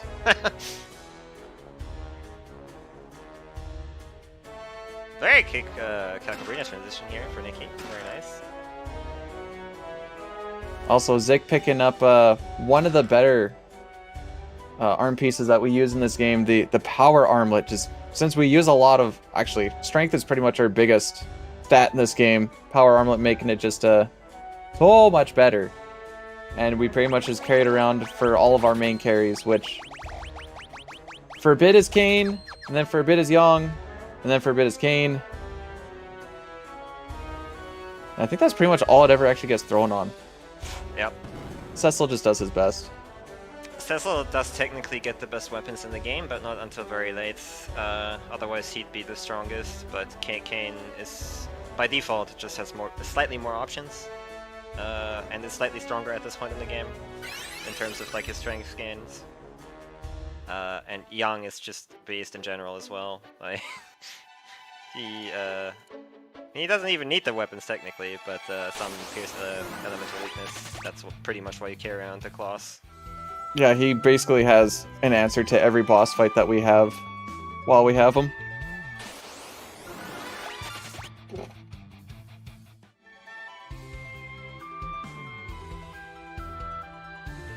I think Rupan should wait a minute. Nikki's not done with Golbez yet. Rupan, you're going too quick.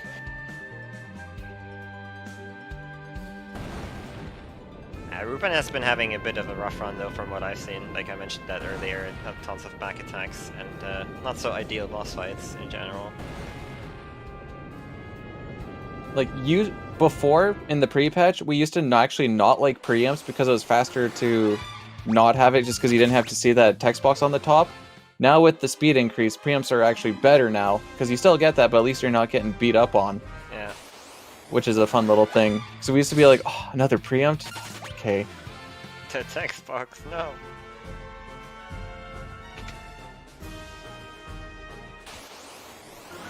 Ah, clean from Nikki. Also got the jump there.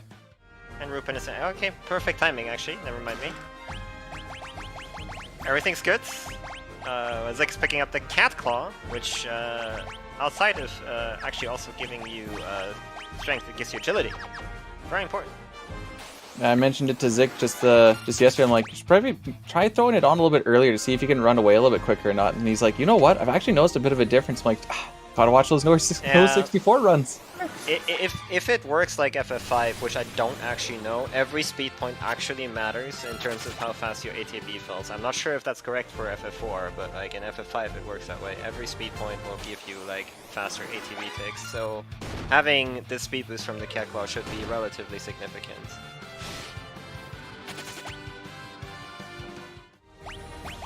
I say this, the first couple of runaways were pretty good, the next ones were not so much. It's still random where you start, right? Yeah. That's the thing.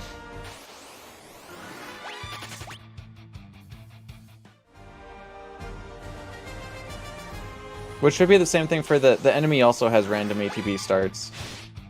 So it's kind of yours versus theirs. You know, it really doesn't feel that way, because usually the enemies will just get to attack. I don't know if that's random or not. Like... It's random, they just always get the upper hand. Yeah. It sure feels that way playing Pixel Remasters. I'm not sure. Yeah, sometimes they even get in 2 attacks, even if it's not an ambush. It's great. Wow. Enemies do definitely not have to menu. That is correct. And that's the thing though, if you play on Battlespeed 1 specifically, like, your time to react to things is very, very limited. Because, like, you just lose ATB ticks so fast. Just watching Rupan's screen and Yang got hit for like 970. Went down like a bag of bricks.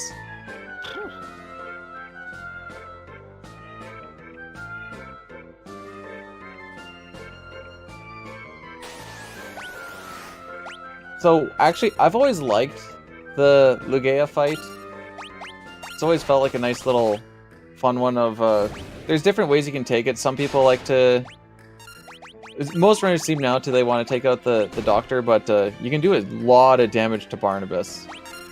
And if you can kind of kill the doctor first and get Barnabas down to very low HP, because he also does a self-destruct, you can pretty much make it so no one really dies. Depending on where his HP is, and again, how much, kind of what your damage rolls do too, because Yang is doing stupid amounts of damage with the robot being weak to electric. Yep. Yeah, optimally you don't even want to take out both, but not That's always right. possible. He actually gets experience here. I forgot. Ha! He does go best, like in that part of the fight. And realistically, you basically just want Yang to not be the one to die, because he's, again, going to be the hard carry for this fight with the power armlet and the, Yeah. It's big damage.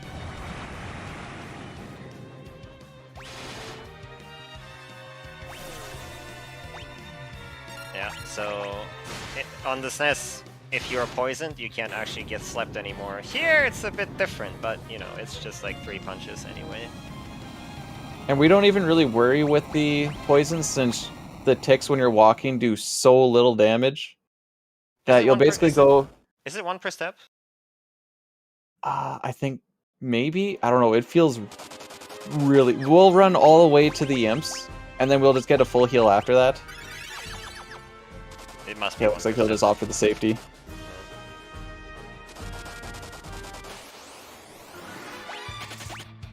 Very Which, like, there's a lot disappointed. of steps we go. Yeah, very disappointed that they didn't make the screen flash like in the SNES games. This is supposed to be like the definitive version. I don't understand. Just the discombobulating screen trickle. Yeah.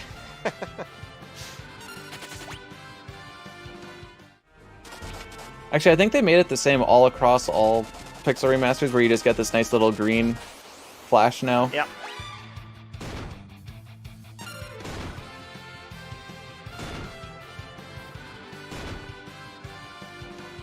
This race definitely has tightened up, like from what the times were saying at the start of the run.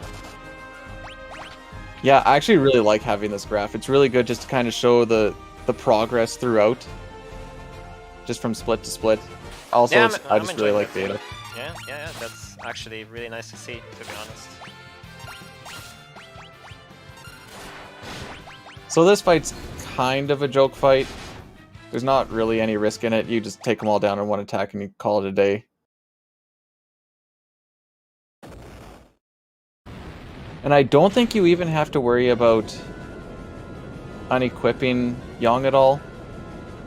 I think he gets auto-unequipped. How Pixel nice. remasters unequip everyone Yeah. when leaving. Mm-hmm.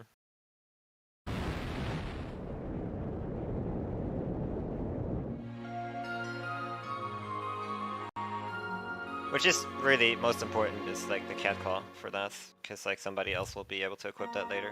And then That and the power armlet, since he was rocking it on the Doctor.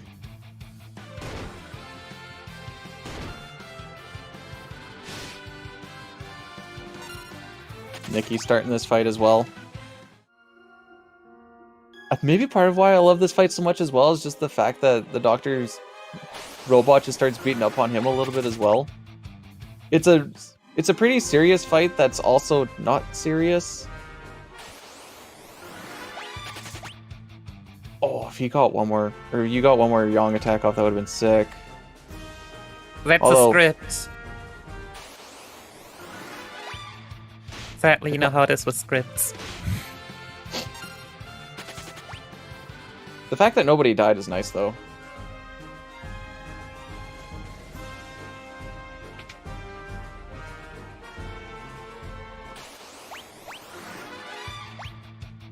Zik and Rupan just giving themselves a high five on their way in and out.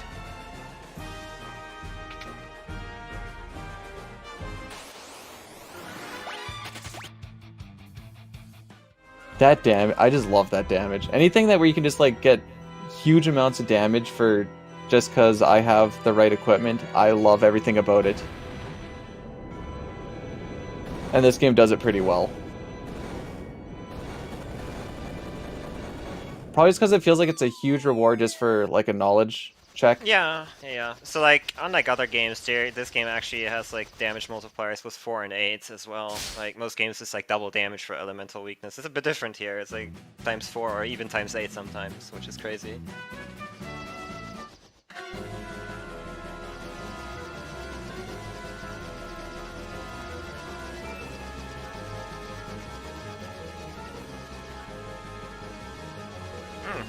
Nice back attack. There we see them getting 2 attacks instead of just 1. That's so mean. And Rupan also going into the Doctor fight.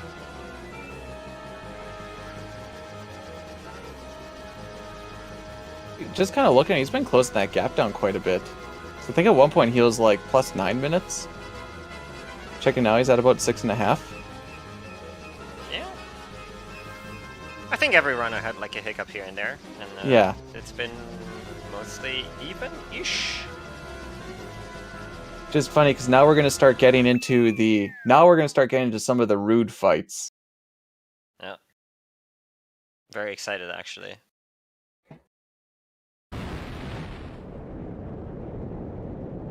I'm sure this is where a majority of the practice time has went into for the runners, like going like from here forward.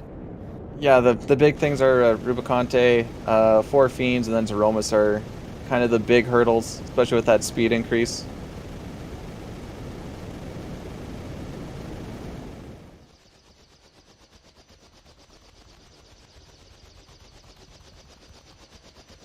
think that's the highest roll we've seen on Rupan for this fight. He did like a 3,500. Ooh, 4 hit though.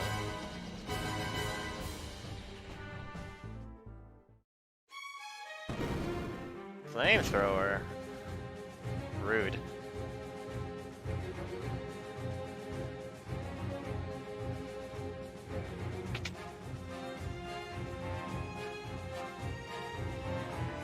But here, Zik's just going to be talking to Sid's lackeys. They're going to be working on the ship a little bit. This is to be able to pick up the hovercraft. Because we just really love that hovercraft. So fast. So fast. The best movement we have in this game.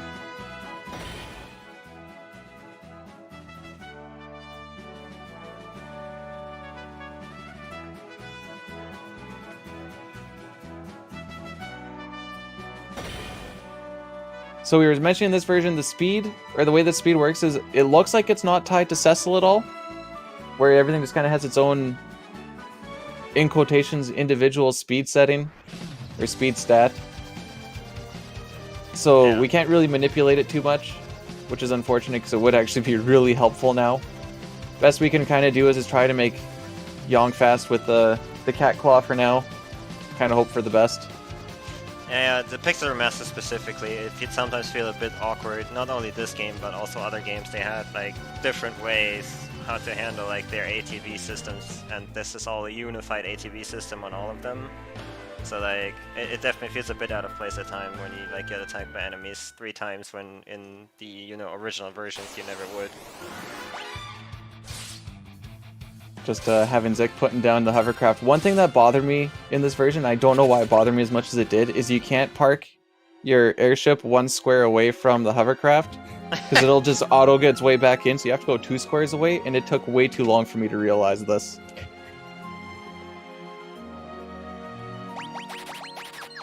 So we're going to come into here, buy a couple of ice things, because there's no way we would be fighting anything that would be fire elemental anytime soon. Huh.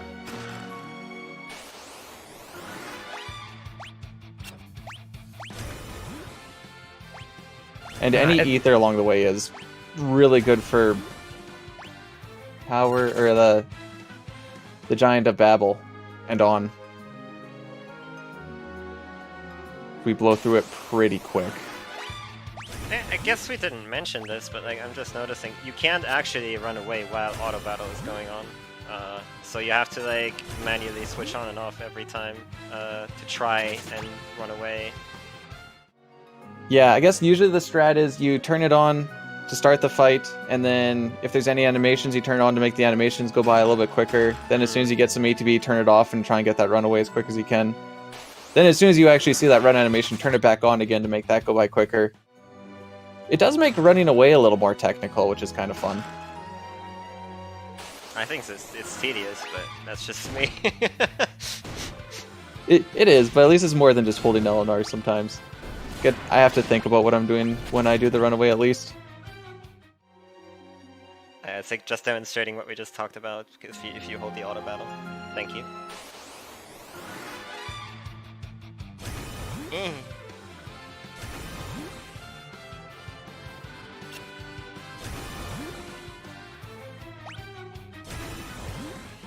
Bad back attacks. You hate to see it. Yeah, notorious. Every version of this game they do this Blood Feast attack, and in every version it's a relatively lengthy animation. You just hate to get back attacked by that.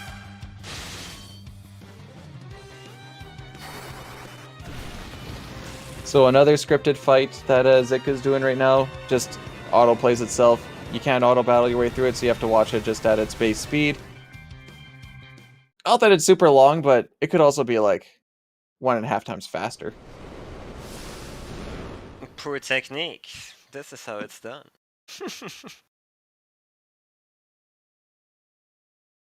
Now, one thing I didn't take note of, we used to grab this dry ether, the chest really close just to the south of us here. I don't know if we grab that anymore, but it is nice to heal for 150 MP. You know what? I think we're about to find out. You do use one of them, and there are 2 that you can pick up.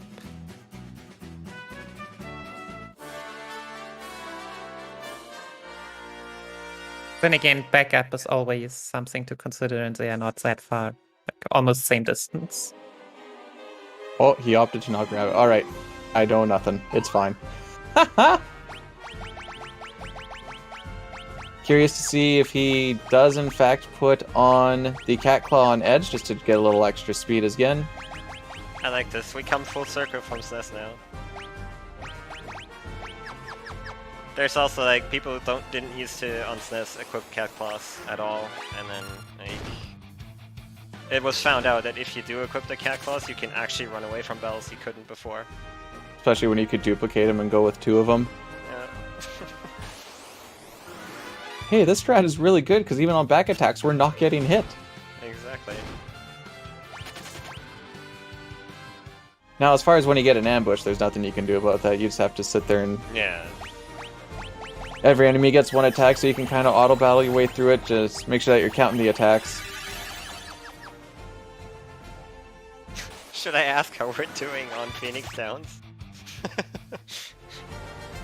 In Zero, we restock after dolls. Yeah, I still feel like there's a lot of reviving going on, though. Zik has had a lot of people eating some dirt today. Been a little bit of a rough go, but taking it all in stride pretty good.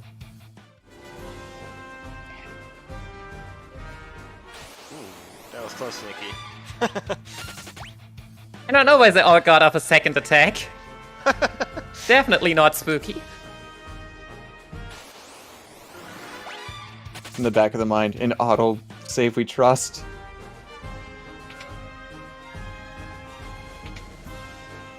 You've been getting clobbered here. Holy moly.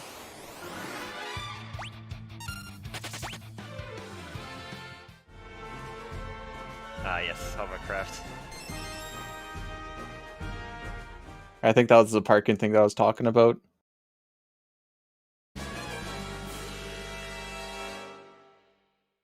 Luckily, we don't need to ride that atrocious vehicle anymore.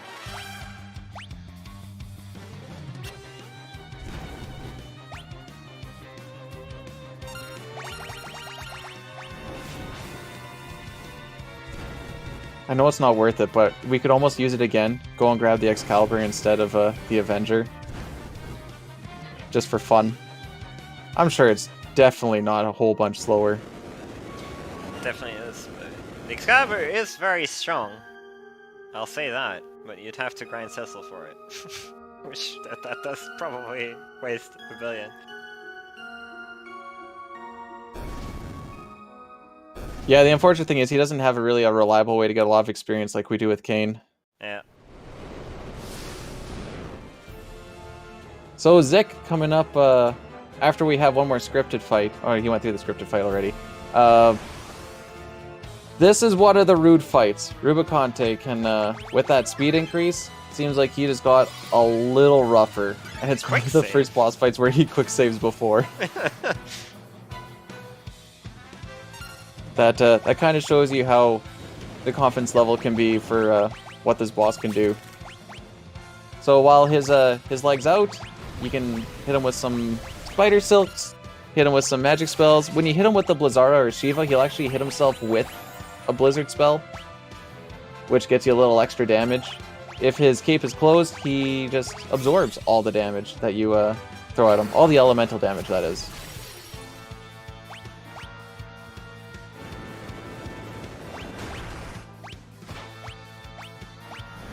And I believe every time you attack him when he's close, he does fire on the entire party as well, so you have to kind of keep track of that, because it does a good amount of damage.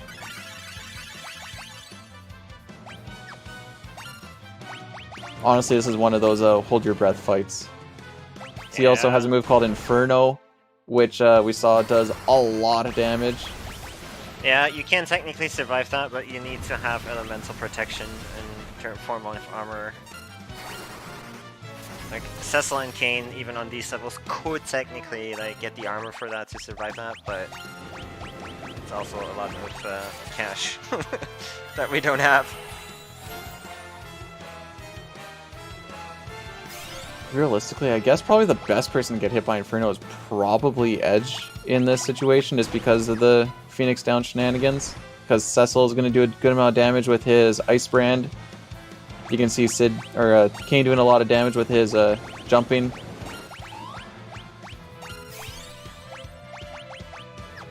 Flood does good damage, but we also just don't want Rosa to go down at all. That's pretty strong, actually, considering Edge's ninjutsus are pretty bad in general. Like, this is one fight where Flood actually can shine for a change.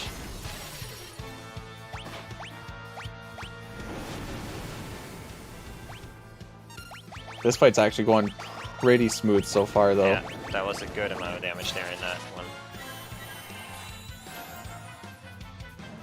And each elemental boss that we've come to has had a huge increase in HP as well.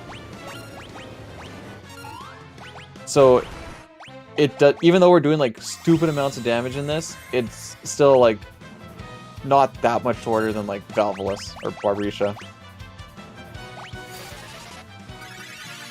Working on that run buffering just to get a little extra ATB time.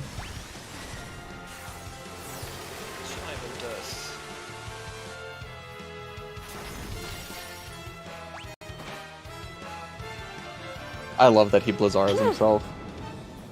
That was a good fight. Yeah, that was good actually. That last damage from Kane. Oh my. Yeah.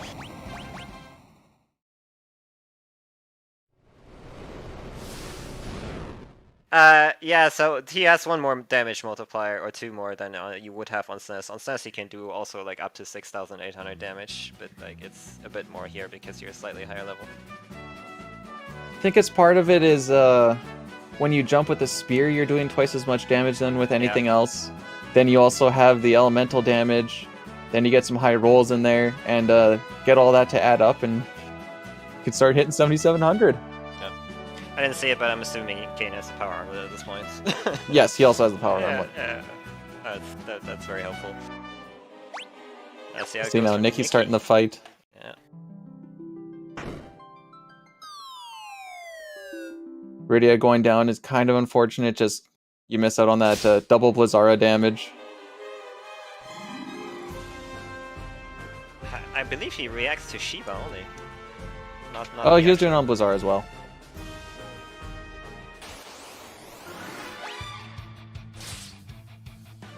I believe we stack 2 slows, maybe a third if you kind of have the time for it, but 2 for sure, just because you can see how fast he's going even with the 2 slows. And it feels like you're kind of fighting for every ATB tick.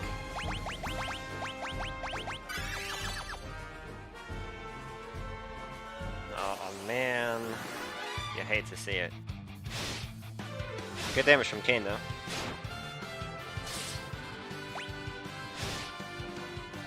Rydia's definitely having a rough go in this fight. That's really unfortunate. That's a lot of damage even missing.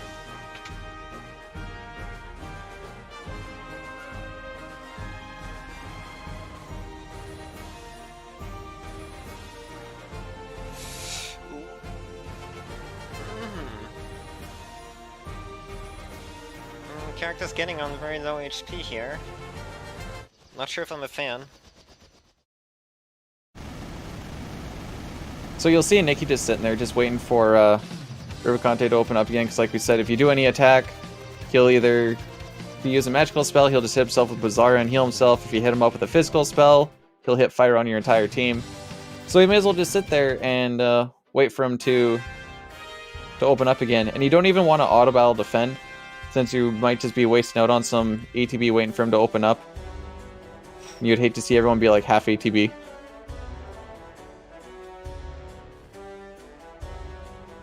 Rupan in the meantime also in the fight.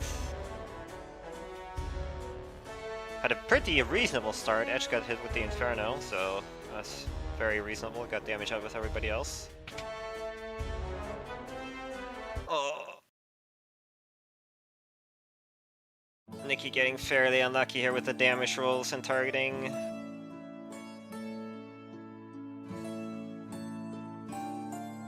We saw Zik had a really smooth fight. This is, through almost no fault of Nikki's, this is just how this fight can go. Boosting Rydia, that was always the plan, wasn't it? Just boosting Rydia in experience. We're going to the, I think that's the PSP strats, Rydia strats now. Yeah. This is where it all changes. The new routing comes into play. That's good to get through the fight though. Like, yeah, that could have ended very poorly after that turn if that didn't kill. Yeah, kind of a bit of counting, guessing. I mean, you saw I had to revive and high potion a lot at the beginning, because Rydia and Kane are just the main damage dealers.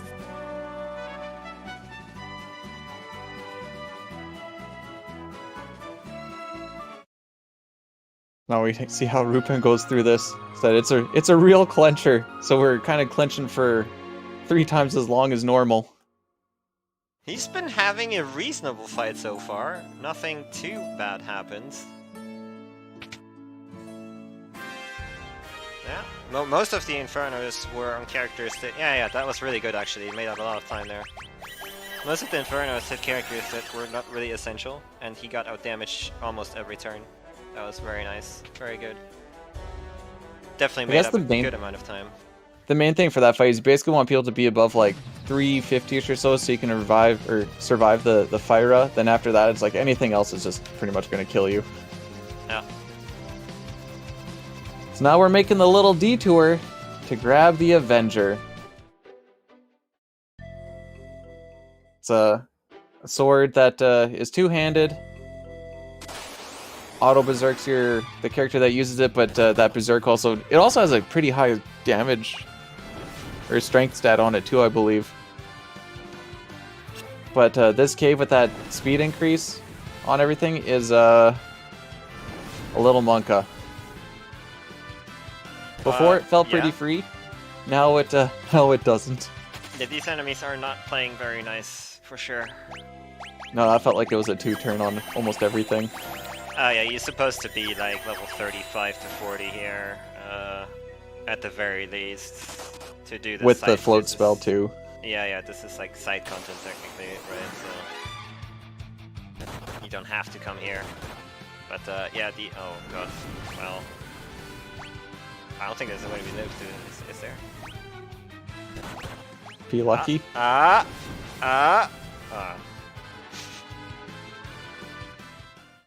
Thank you, auto battle or auto save. Basically lost just that little bit of time, and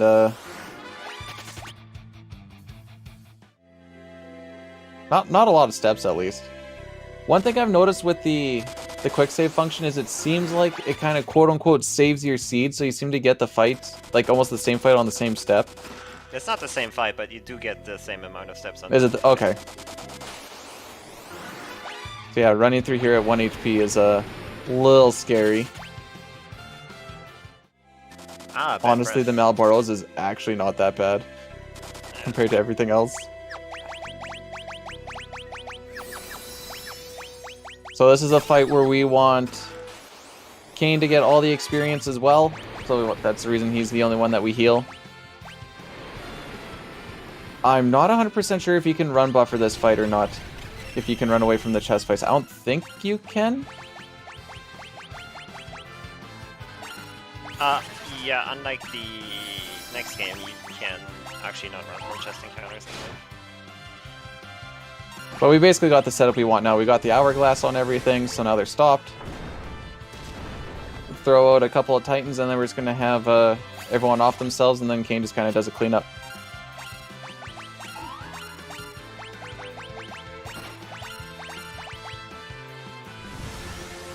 Okay, 2 titans. And then I think Rydia's is going to end up doing like a fire across the entire party and just take them all out at once. Trying to do physicals can be a little inconsistent at best.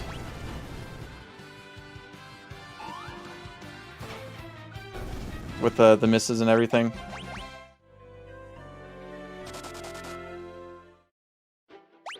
And now we're going to power spike our arcane through the good old sealed cave.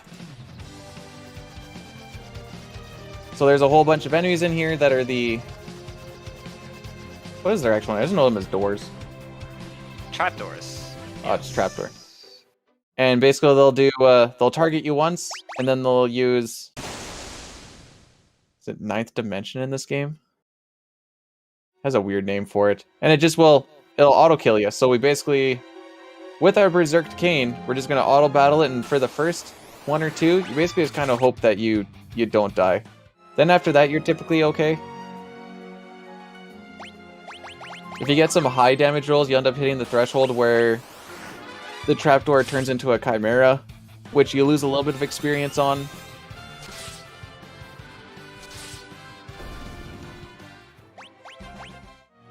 But first fight went well, so after that, we're pretty much through the woods from this point on, and we're going to be going from level 29 to like level 48 or 49, something like that. These doors give actually an unreasonable amount of experience, like even for where you are at this point. It's like 21,000 experience for Ken right now per battle, which is insane actually. That is like end game. Like we're getting close to the end game, but like end game enemies don't actually drop that much experience. Some of them, it's like. I know the casual strat that you would normally do is you'd watch whichever one they target on, you'd throw like a reflect spell on them, and then you reflects the auto kill on them. But we go fast here. Just stab him faster than he can kill you. And pre-patch, we only took like 3 or 4 doors because the speed was fine, but because we need a little bit of a higher speed stat to take on Zeromus, we need to get a lot more extra experience, so we end up killing just every single door. Stands to reason, honestly.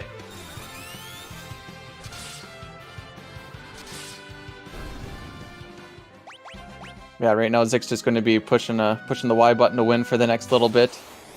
You can see other parties starting to go to get their Avengers. Nikki got hers.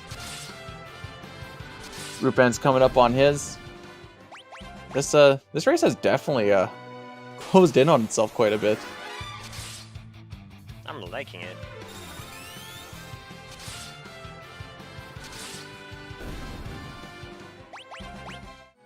Oh, lots of bad breaths on Rupen right now.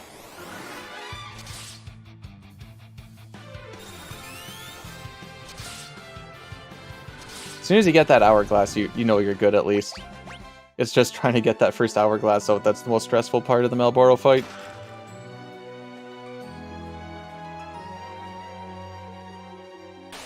Some good equipment that Zik is picking up. Picked up a light sword for Cecil. Picked up a black cowl for later on as well. Yeah, black cowl is basically the upgraded version of the headbands.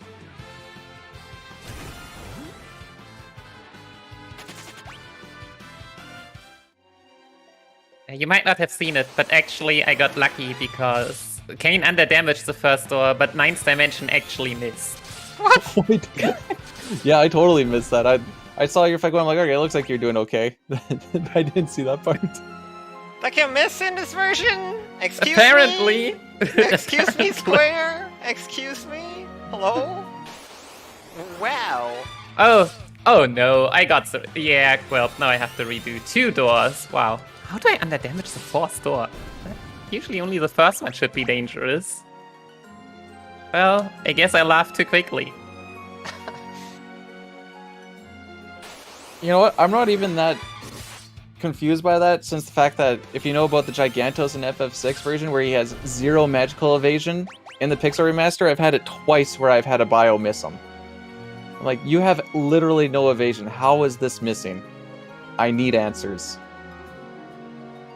So, just Pixel Remaster things is the TLDR of that.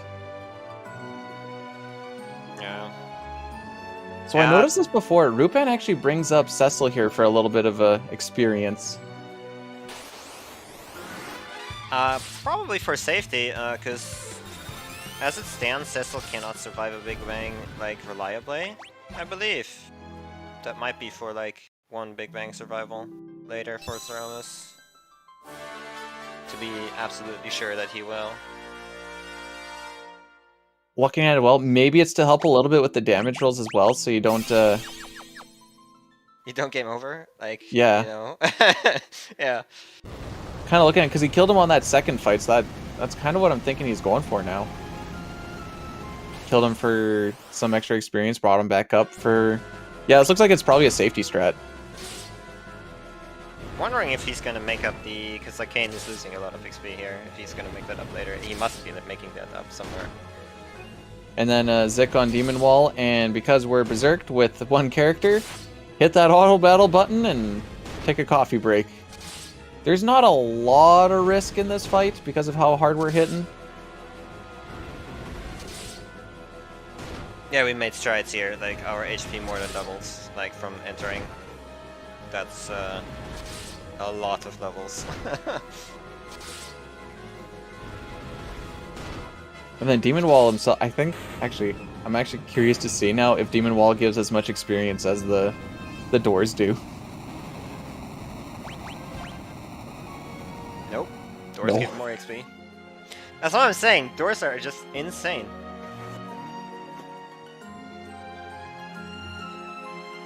That's actually hilarious. I've never noticed that before.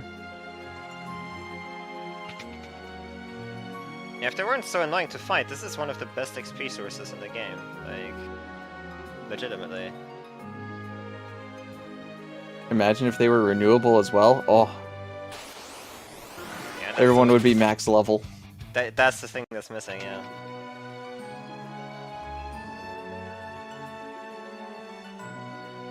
Yeah, Ruben has abandoned Cecil at this point. I do wonder if he is making up the XP deficit at some point. I imagine he has to. I'm just wondering how. I think it's fine. I mean, he killed 4 doors with Cecil up. That's a lot of XP. Yeah, I think if you count it tight, that's like 2 doors. But I'm also not sure what he's using the Cecil XP for, so... Yeah. Curious to see if he kind of goes for managing... Well, you're not really going to manage a lot of extra experience on 4 Fiends, because you usually end up with only like 1 or 2 people alive as it is. I guess time will tell.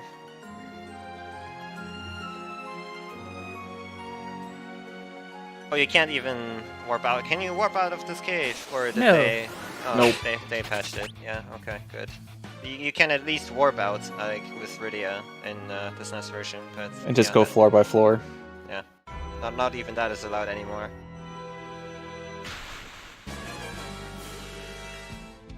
Oh no! The party member regrinded! No! At least they added that little do do do do. Because they added that.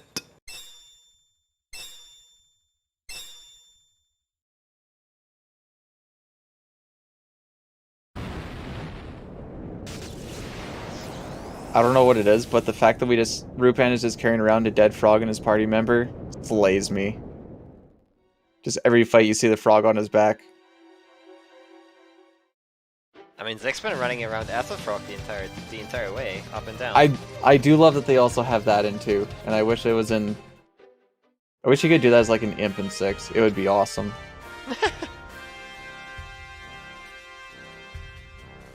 This is one of the only few games that actually has Pig and Minnie in it. Earlier ones, I think 3 had it. 5, I don't remember. This is definitely a very exclusive game when it comes to bacon. I'll say that.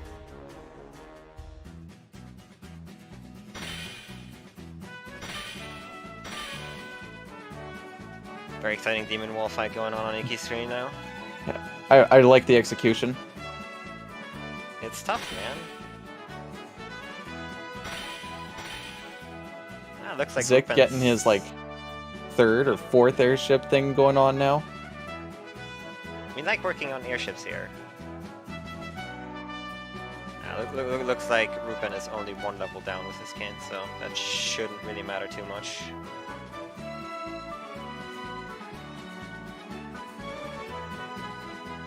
Yeah, it will be actually kind of fun to see what the higher leveled Cecil will do for him then.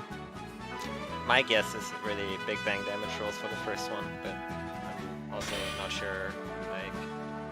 Or even just because we're throwing spider silks on, maybe just to possibly survive a flare. Could also be, that could also damage roll them if you don't know.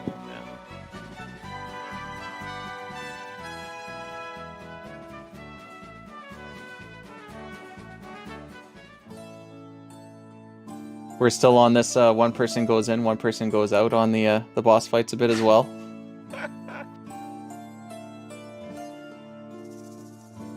It's funny that it staggers like this the entire run. Wow, Nikki, can you stop getting back attack, please? I wish. This is the second in a row of this. Oh man. Yeah, that's the nastiest one you can get here too. Very good. It's nice that they put this in numerous caves. The game needed it.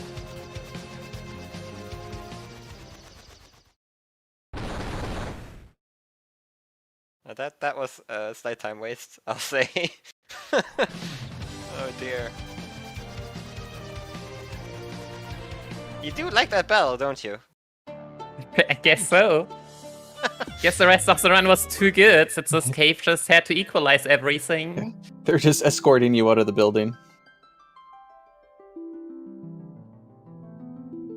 And now that we've, we just worked on an airship, so why don't we just, get a completely different airship? This game actually has a lot of vehicles. Yeah.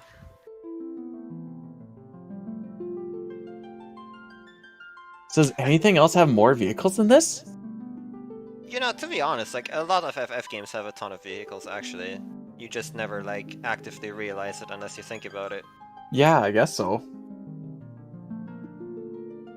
The FF3 speedrun destroys its first airship in less than 15 minutes. That's the way it was meant to be. Do chocobos count as vehicles? Yes. I'll count that. I'll count it. That way you get two. The black and the yellow chocobo.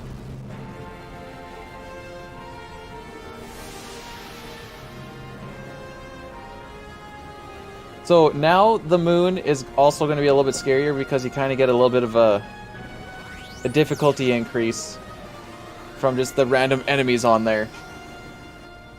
And with that speed increase on the enemies that we've had, that we keep mentioning, there's a lot of stuff on there that hits a lot harder than anything that we've really come across so far. Kind of the stuff in the underground caves we're hitting pretty hard, but this kind of takes it to a new level. This is about the point in the game where you'll notice if you don't wear armor. This is where, enemies do start to hit very hard. So you'll probably notice there's probably going to be a lot of healing every 2, 3, 4, 5 fights. If you make it up to 5, you're probably considering yourself lucky.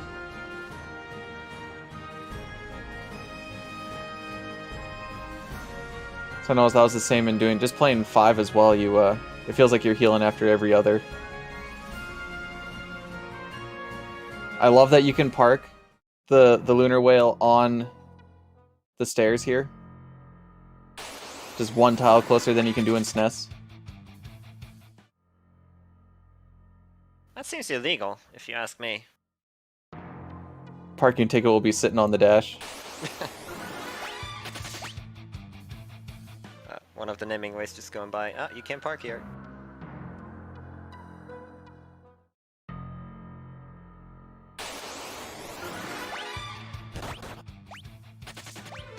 It is good to see we have, like, the same cutscene going on at the same time.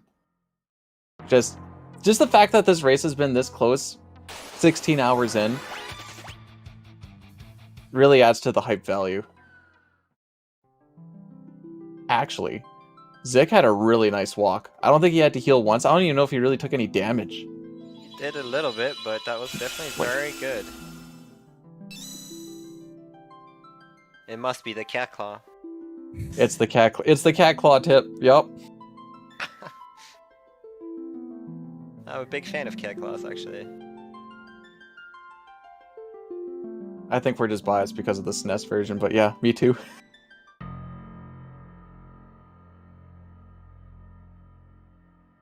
It's not even the fact that you use it, it's just what it does for you for running away. Yep.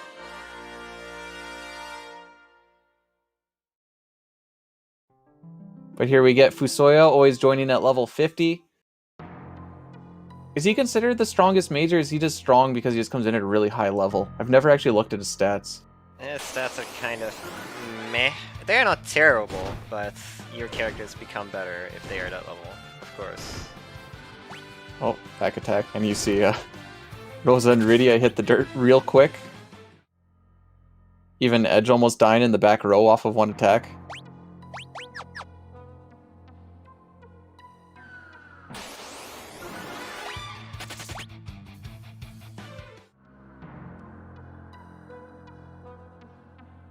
So this walk can be brutal, and I'm actually surprised at how nice it was for Zik on that first half.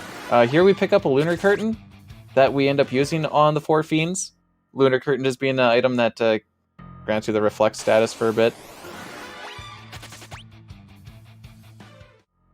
I know it doesn't in the SNES. Do they give a visual cue on if Reflect is actually on and when it falls off? No, in this version?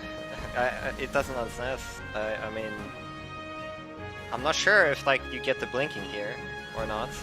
Yeah, I haven't actually paid attention to that because we didn't do Lunar Curtain strats early on. Nikki started taking it in a little bit after I did my few runs.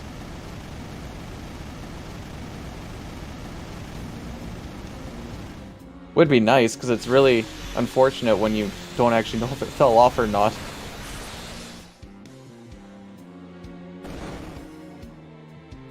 I mean, generally, even if it doesn't, at some point you do get a feeling for how long it lasts, right? But like, That's true.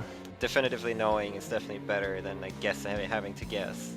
Just always feels bad when you want to reflect something off of you and then you see Rosa white herself and you're like, well, here goes that.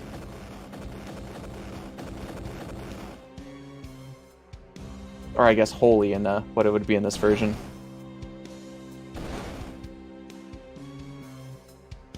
So Giant of Babel is just basically run from point A to point B, and then we get to another scary fight, 4-phase fight, which can get out of hand pretty quick.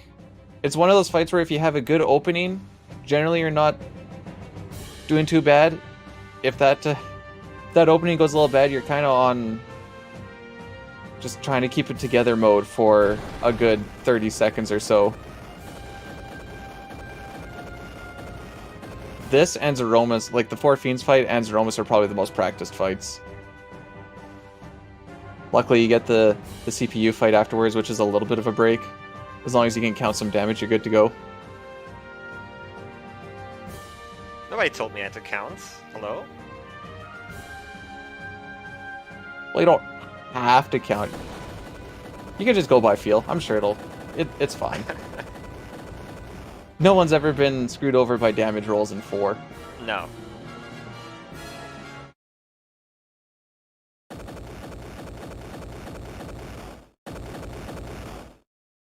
See, Rupan's opting to grab the Lunar Curtain earlier than later. One of those things where it doesn't really matter, it's just one of those runner preference things.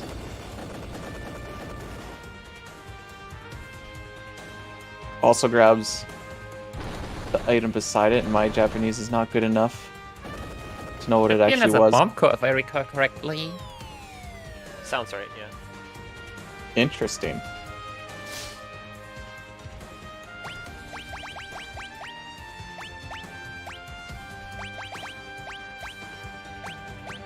So one of the big things that we try to do is we take off the Kinesis staff off of Fusoya. Slap it on Rydia for the CPU fight for sure. Since it removes the reflect status, which is really nice for when you have a party of casters. Yeah, no D money in this one. No D money.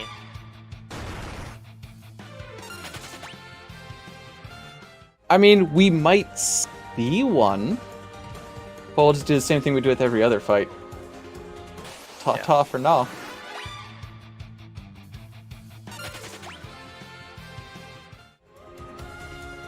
Even though the Searcher is a little bit slower to run away from because you always get that text box, it's probably better anyways, just because you're not taking damage. Yeah. Nikki and Rupen both have very mixed walks here through the move. Getting hit left and right. Healing every encounter is fun, you know? Yeah. Zik almost died one tile away from the next screen where we would have got a new autosave. Fusoya living with like 100 and something HP.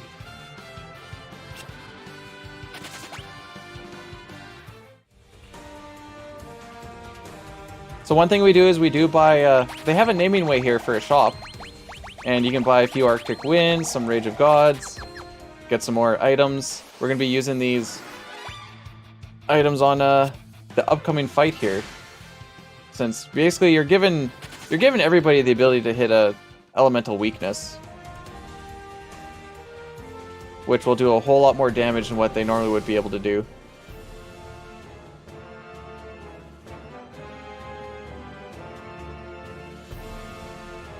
Rubicante is nice enough to heal you, but he's not very nice in this battle, let me tell you.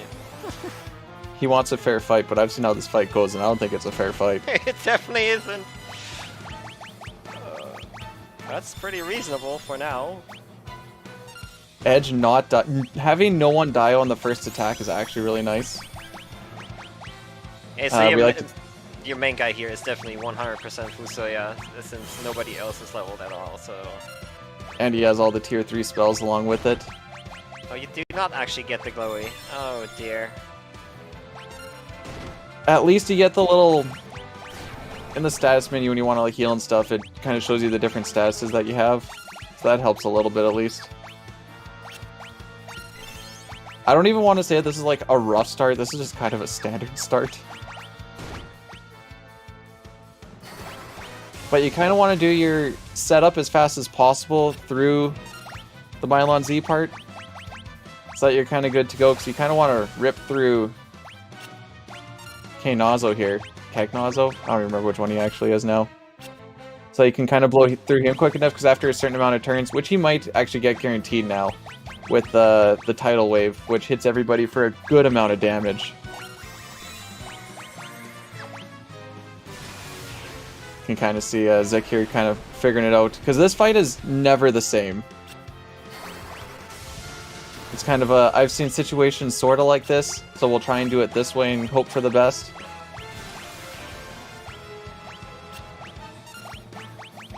Rage of Gods with a Cecil doing 3 grand is pretty good. They all have a, I think it's between 20 and 30,000 HP, and it alternates between them.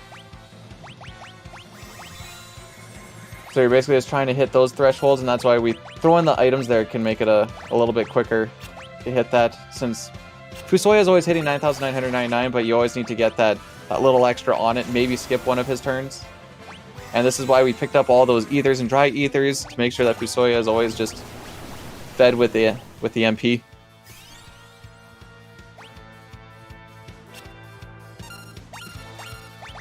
But the Maelstrom attack is probably one of the worst parts of this fight. Just with everyone getting to low HP, because the next part of this fight, when we get to Rubicante, he likes to attack everybody.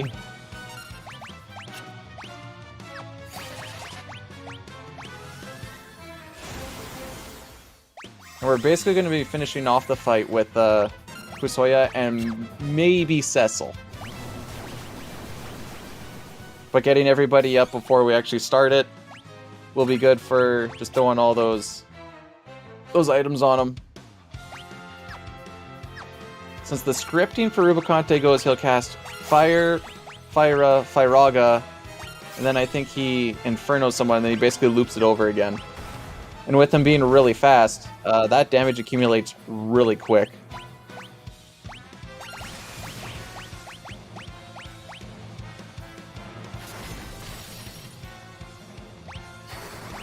Okay, so it looks like we actually only do one Arctic Wing, and then it's the Fusoya show after this. Probably gonna throw probably an Elixir on him, just for the HP and the MP, looks like it.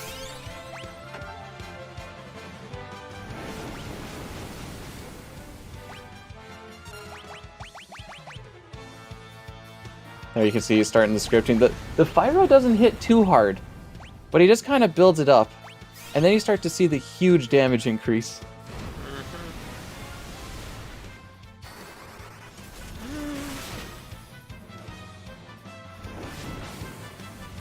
He should be fine here, because you're just going to get hit by the Fyra. Yeah. Should live a Fyraga if he needed to, but that was That was a good Ooh. play. Yeah. Nicely done.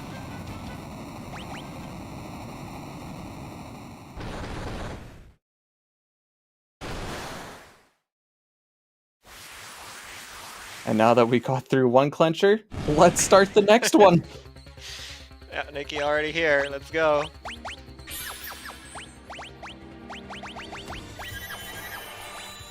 Ooh, very nice. Very good. Nobody died so far.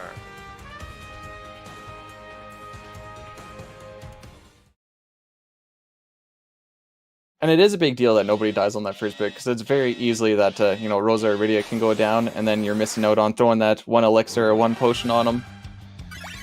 And then he just starts going to town on everybody else. Ooh, a miss is even better.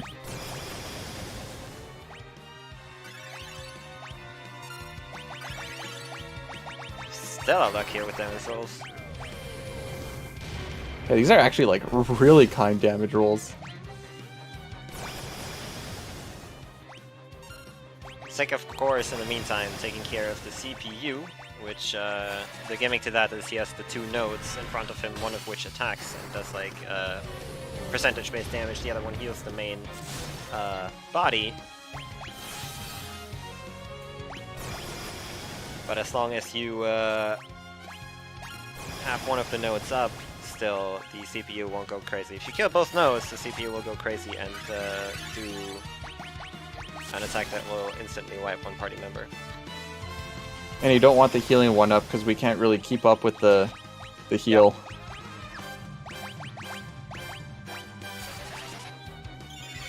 Rupen also in the 4 Fiends now. Nikki's fight is going really well so far. Yeah, no, this actually. is going clean.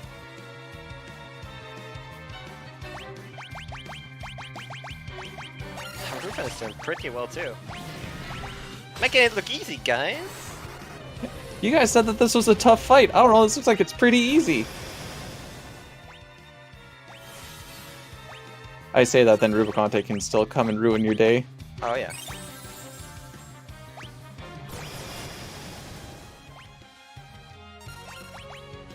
Ooh, Rupen just has a bit of a small hiccup there, but should be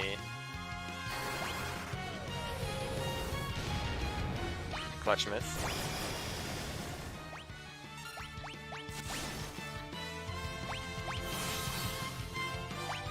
Now, as long as Zik has been paying attention, he should be going for the medio kill on everything here, I believe is how we usually go for it. Yeah, it Yep. looks like that's what he's queuing up. Medio, generally being like the strongest spell in the game, takes quite a while to cast, but it's almost like a guaranteed 9,999. Which will kill the node, you'll kill the CPU if you've done enough damage. Yeah, so personally, ever since reviving all 5 characters in the Valvalis fight, this fight hasn't been too difficult. But if you only do 3 characters, which was the first strat, this fight was alright. Nice.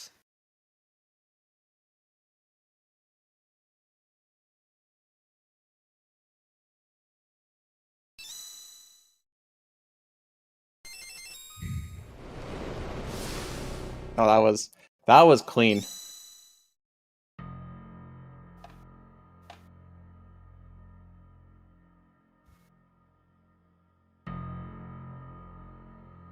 Rupan's just sitting there thinking, just making sure he's got all of his ducks in a row before the kill set up here.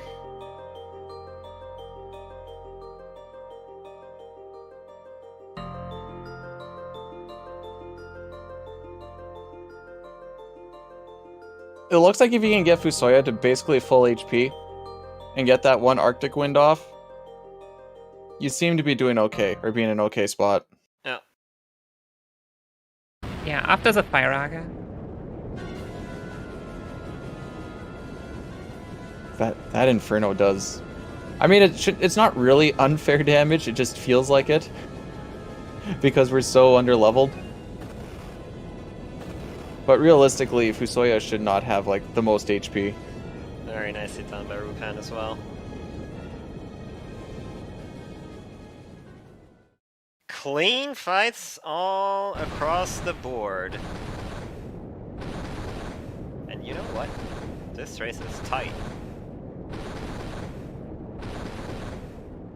Yeah, it's coming down to however Zeroma's kind of goes, which with that new patch got a little bit tougher.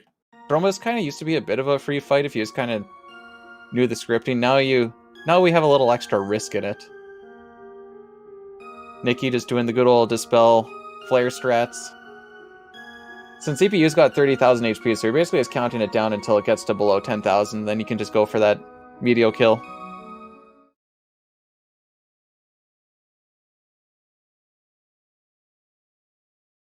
Actually, everyone was pretty consistent on that split. For how variable it can be with the 4 fiends, you love to see it.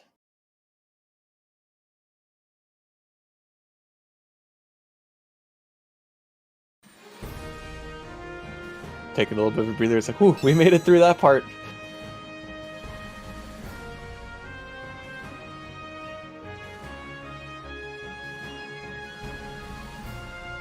Not sure exactly what item that is that Rupen's using, but it is doing the like the comet attack or stardust attack, whatever it is. It's stardust. That is just okay. There is an item for that. Alright, that was the item next to the lunar curtain, not a Yeah. mom core. Right. I mean, same difference really, but yeah. But both kind of doing the same thing, just different types of attacks.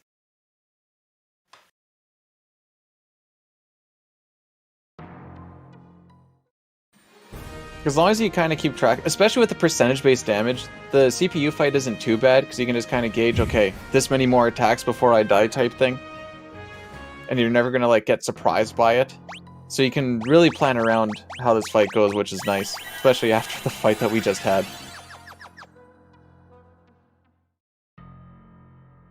Then we kind of hit a little bit of cutscene central before we go to the final dungeon, which is where Zik is going. And I was thinking about it last night. I was like, this is one of the few final dungeons where you can just run through and avoid all the bosses except for the final boss. Which now that I think about it is kind of crazy, but kind of fun. Because usually you have to hit something along the way before you get to the final boss. You're rite of passage, as it were, but nope. I mean, yeah, you're kind of supposed to, because like all the ultimate gear, quote-unquote ultimate gear, is like, you know, hidden behind all those bosses that are like, you know, optional. Right. But you don't have to if you don't want to. Like, I like that actually.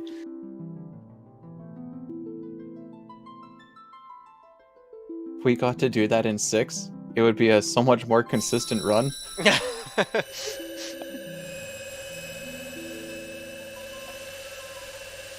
So the final dungeon, you'll see, again, this is kind of like the final difficulty spike. Stuff will start to hit pretty hard again. We're hoping that the cat claws kind of put in a little bit of work. Maybe get a couple of quicker runaways. But you're hoping to get like single enemy fights. Maybe the 2 enemy fights. Because then at least you're not going to get hit as much. There is some encounters here that definitely are not very nice. The early stages of this dungeon is not so bad, but the deeper you go, the more annoying the enemies get, I guess.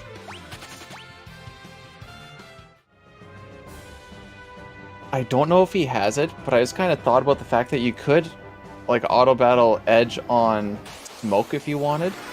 That is a possibility, yes. That's what you do in PSP. Yeah. I mean, you don't auto battle it, but you also use Smoke in some fights on SNES. But I don't think the red dragons are like the really big thing in SNES that are just terrible to try and run away from. They're not as bad here, but that's good because they're just horrendous in SNES. Mm-hmm. Now, there's a few items that we used to pick up along the way here. We just passed one where we used to pick up a bunch of Fuma Shurikens, picked up some elixirs and an X potion, I think, along the way. Actually managed to work a way to get around a whole bunch of attacks that Zeromus does, and you can kind of skip those. Also the fact that Edge doesn't really have time to throw Fuma Shurikens because he's going to be busy helping throw the Spider Silks. So you kind of lose out on that damage, but you also need to get that speed down before the first Big Bang happens.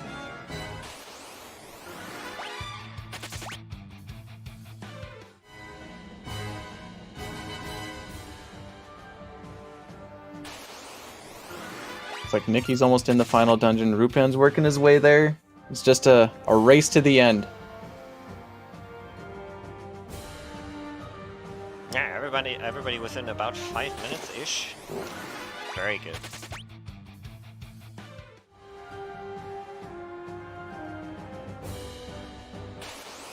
That is an amount of time, by the way, the final boss can decide to equalize if he wants to.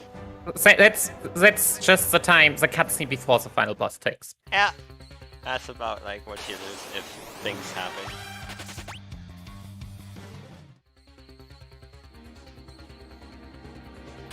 Yeah, I love this part, by the way, like especially Casualty, because like all the normal encounters have the boss music here. And actually a lot of the fights along the way here aren't really that bad except that red dragon, so it makes it even better. Preemptive? How boring. Don't even get to see the laser attack. Okay, so we do pick up 1 elixir. Just in the event that we get hit with a... probably either a bio or a flare if we miss time a little bit. There's a couple of spots where Zik was showing that you can try and either throw an extra Spider Silk or get a little bit of healing going on. Double Behemoth. You don't love to see that one.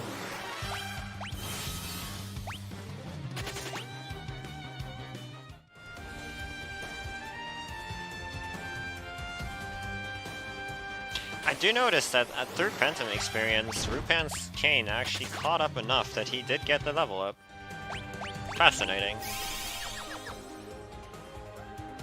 Impeccable routing.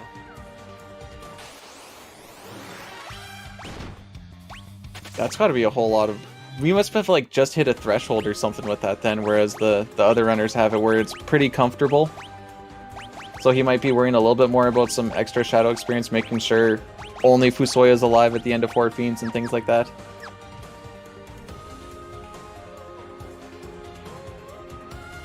Zik doing the final menuing before starting the final cutscene, which you also don't get to auto battle through. Come on, it's so epic. You can't just auto battle through this. Very relevant content here. See, Fusoya's got the right idea. You need to start slowing on all these enemies. He knows about the patch. I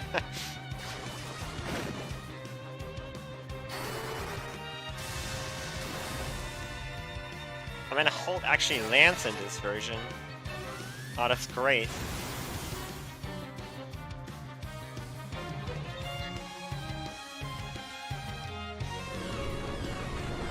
Blue Dragon can be kind of nasty as well. I don't think they're as bad as the red ones, but they can do a blizzard attack whenever one that hits pretty hard. Yeah, they are not as strong, but they have more HP.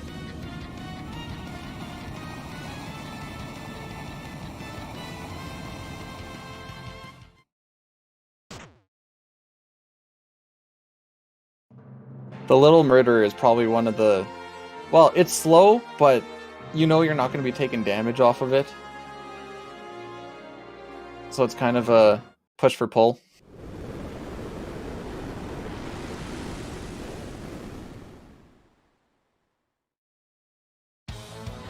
Ahriman usually aren't terrible. They can do a Doom countdown on your character, but I think that's always their opener attack. Rupan deciding to grab the Protect Ring. So I'm gonna guess he probably slaps that on Cecil then. Because I saw Zik and I don't think Nikki grabbed it either. I'm gonna try to see. Usually what we do on SNES is we put that on Rosa. But Kane's gonna already be held up with that power armlet. Yeah.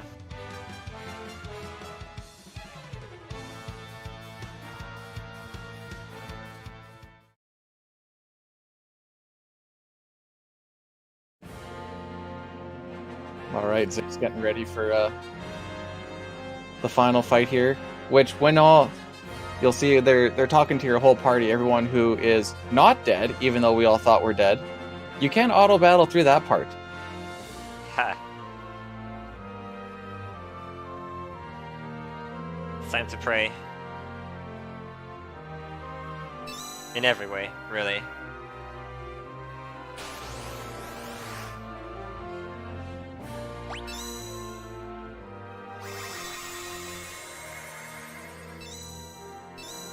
So I'm kind of curious to see what the whole setup is if we do anything before the crystal throw, or if it just goes straight into crystal throw and then after that. Destiny, take me.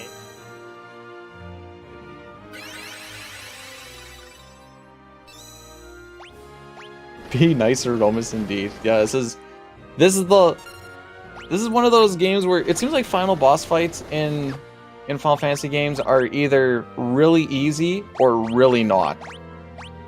And it seems like there's usually not a middle ground. Alright, here we go.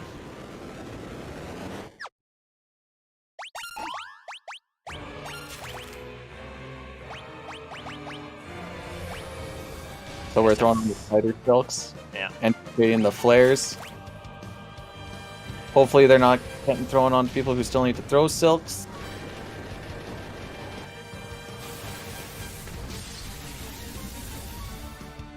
You can see this guy's fast. We got two off. I'm not sure if he's going to try and throw a third one on later on, because it is pretty tough to get somebody up and have them throw it before a big bang. But now it's basically watching him shake, because he'll do the shake and then he'll do the big bang afterwards. And we're basically trying to jump over top of every single big bang along the way. He'll also do a bio afterwards. That's the phase 2. This is for all the Dragoon memes on the internet. Okay, so he is opting to try and get another one of these out. Third one, yeah. Good old Reasonable. run buffer. Ooh, you love to see it. So we got the third one on, so we're pretty happy about that. And even though we have the Avenger on, we have complete control of Kain, since all of the elements that were, all the status ailments that we have coming into this fight get negated. So we get the buffs of the Avenger without having to be berserked, which kind of works really well for us.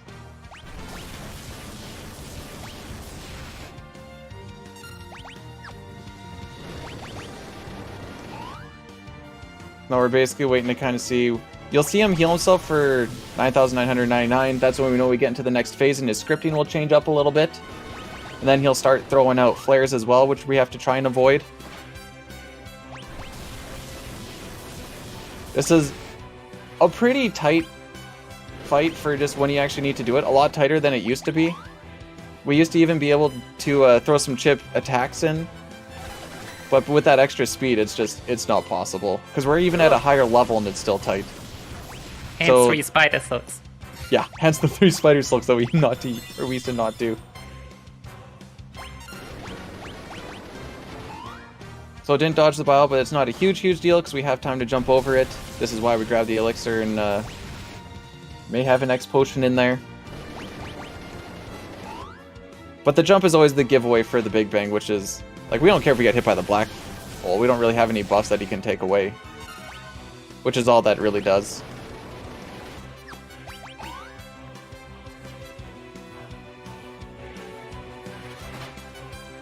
Nikki's just starting the fight. Rupan's just getting through the final cutscene there.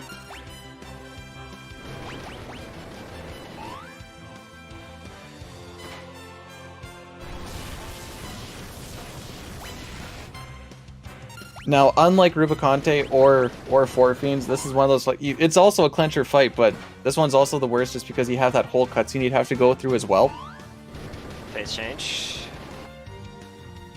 So now we're going to start seeing the flares that we can hopefully get around.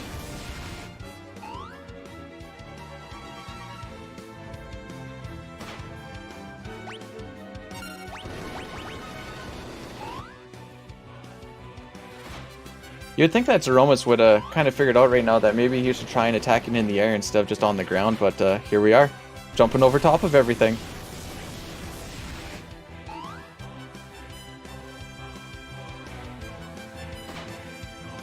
Now Nicky's getting into the meat and potatoes of the fight as well.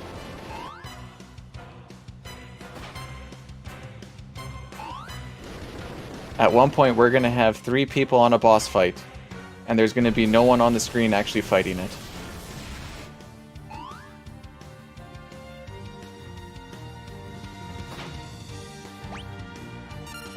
So once we start to get into the medio phase on Zix, we know we're in the final part of the fight. And then it's basically just go to the end, and once we deal enough damage, then you kind of win. As soon as you kind of dodge that first medio, I believe the timing is still good enough that you can just mostly auto battle through it and avoid all of them.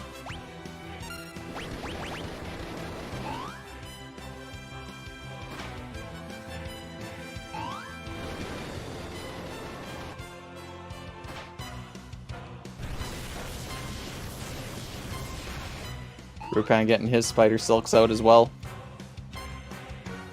3 is the magic number.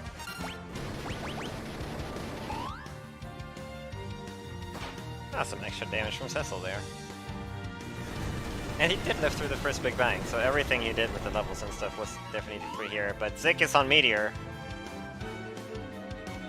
Very close to time.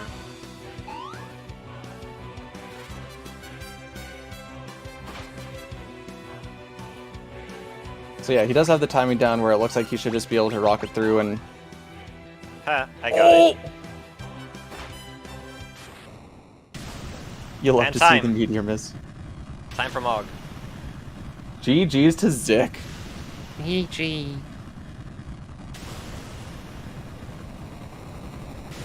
Simultaneous black holes between Nikki and Rupan. There's probably going to be a few of those if this time's up, or lines up pretty well.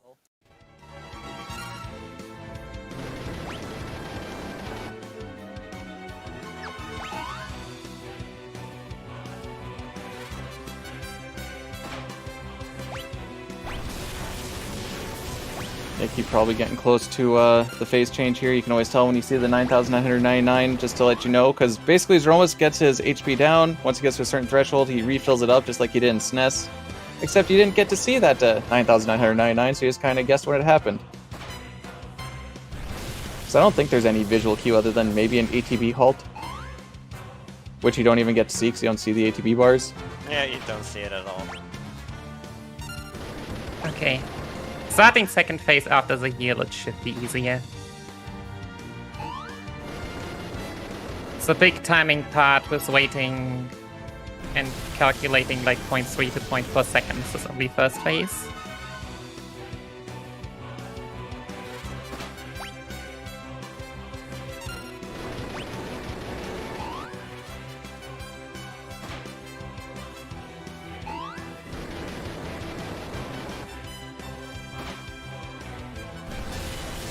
Like Rupan's dodging all the bios just like Nikki did. Guess it save you a little bit of healing time. Because you definitely don't want to go into that meteor phase low HP. So you saw it did a pretty good amount of damage. Yeah, the problem with phase 2 with the flares doesn't really have a time to heal anymore, and if you're at an HP where one meteor kills you... Just dodge all of them, easy, right? I am not actually sure what to do yet. Like, you just really don't want to be in that situation. Yeah. Why deal with said situation when you can just not have to deal with said situation? It's easy.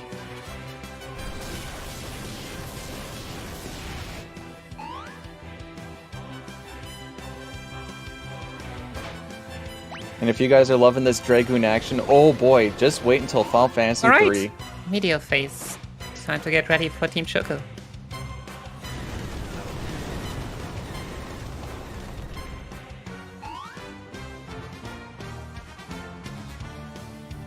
So you pretty much get hit by that first meteor then every time, eh? Yeah. Need a force jump, sometimes 3 are enough. That's alright. And time. GG. GG's, Nikki. 3-minute PB. We take Rupan, this. Unfortunately, the last one to go didn't quite get through it.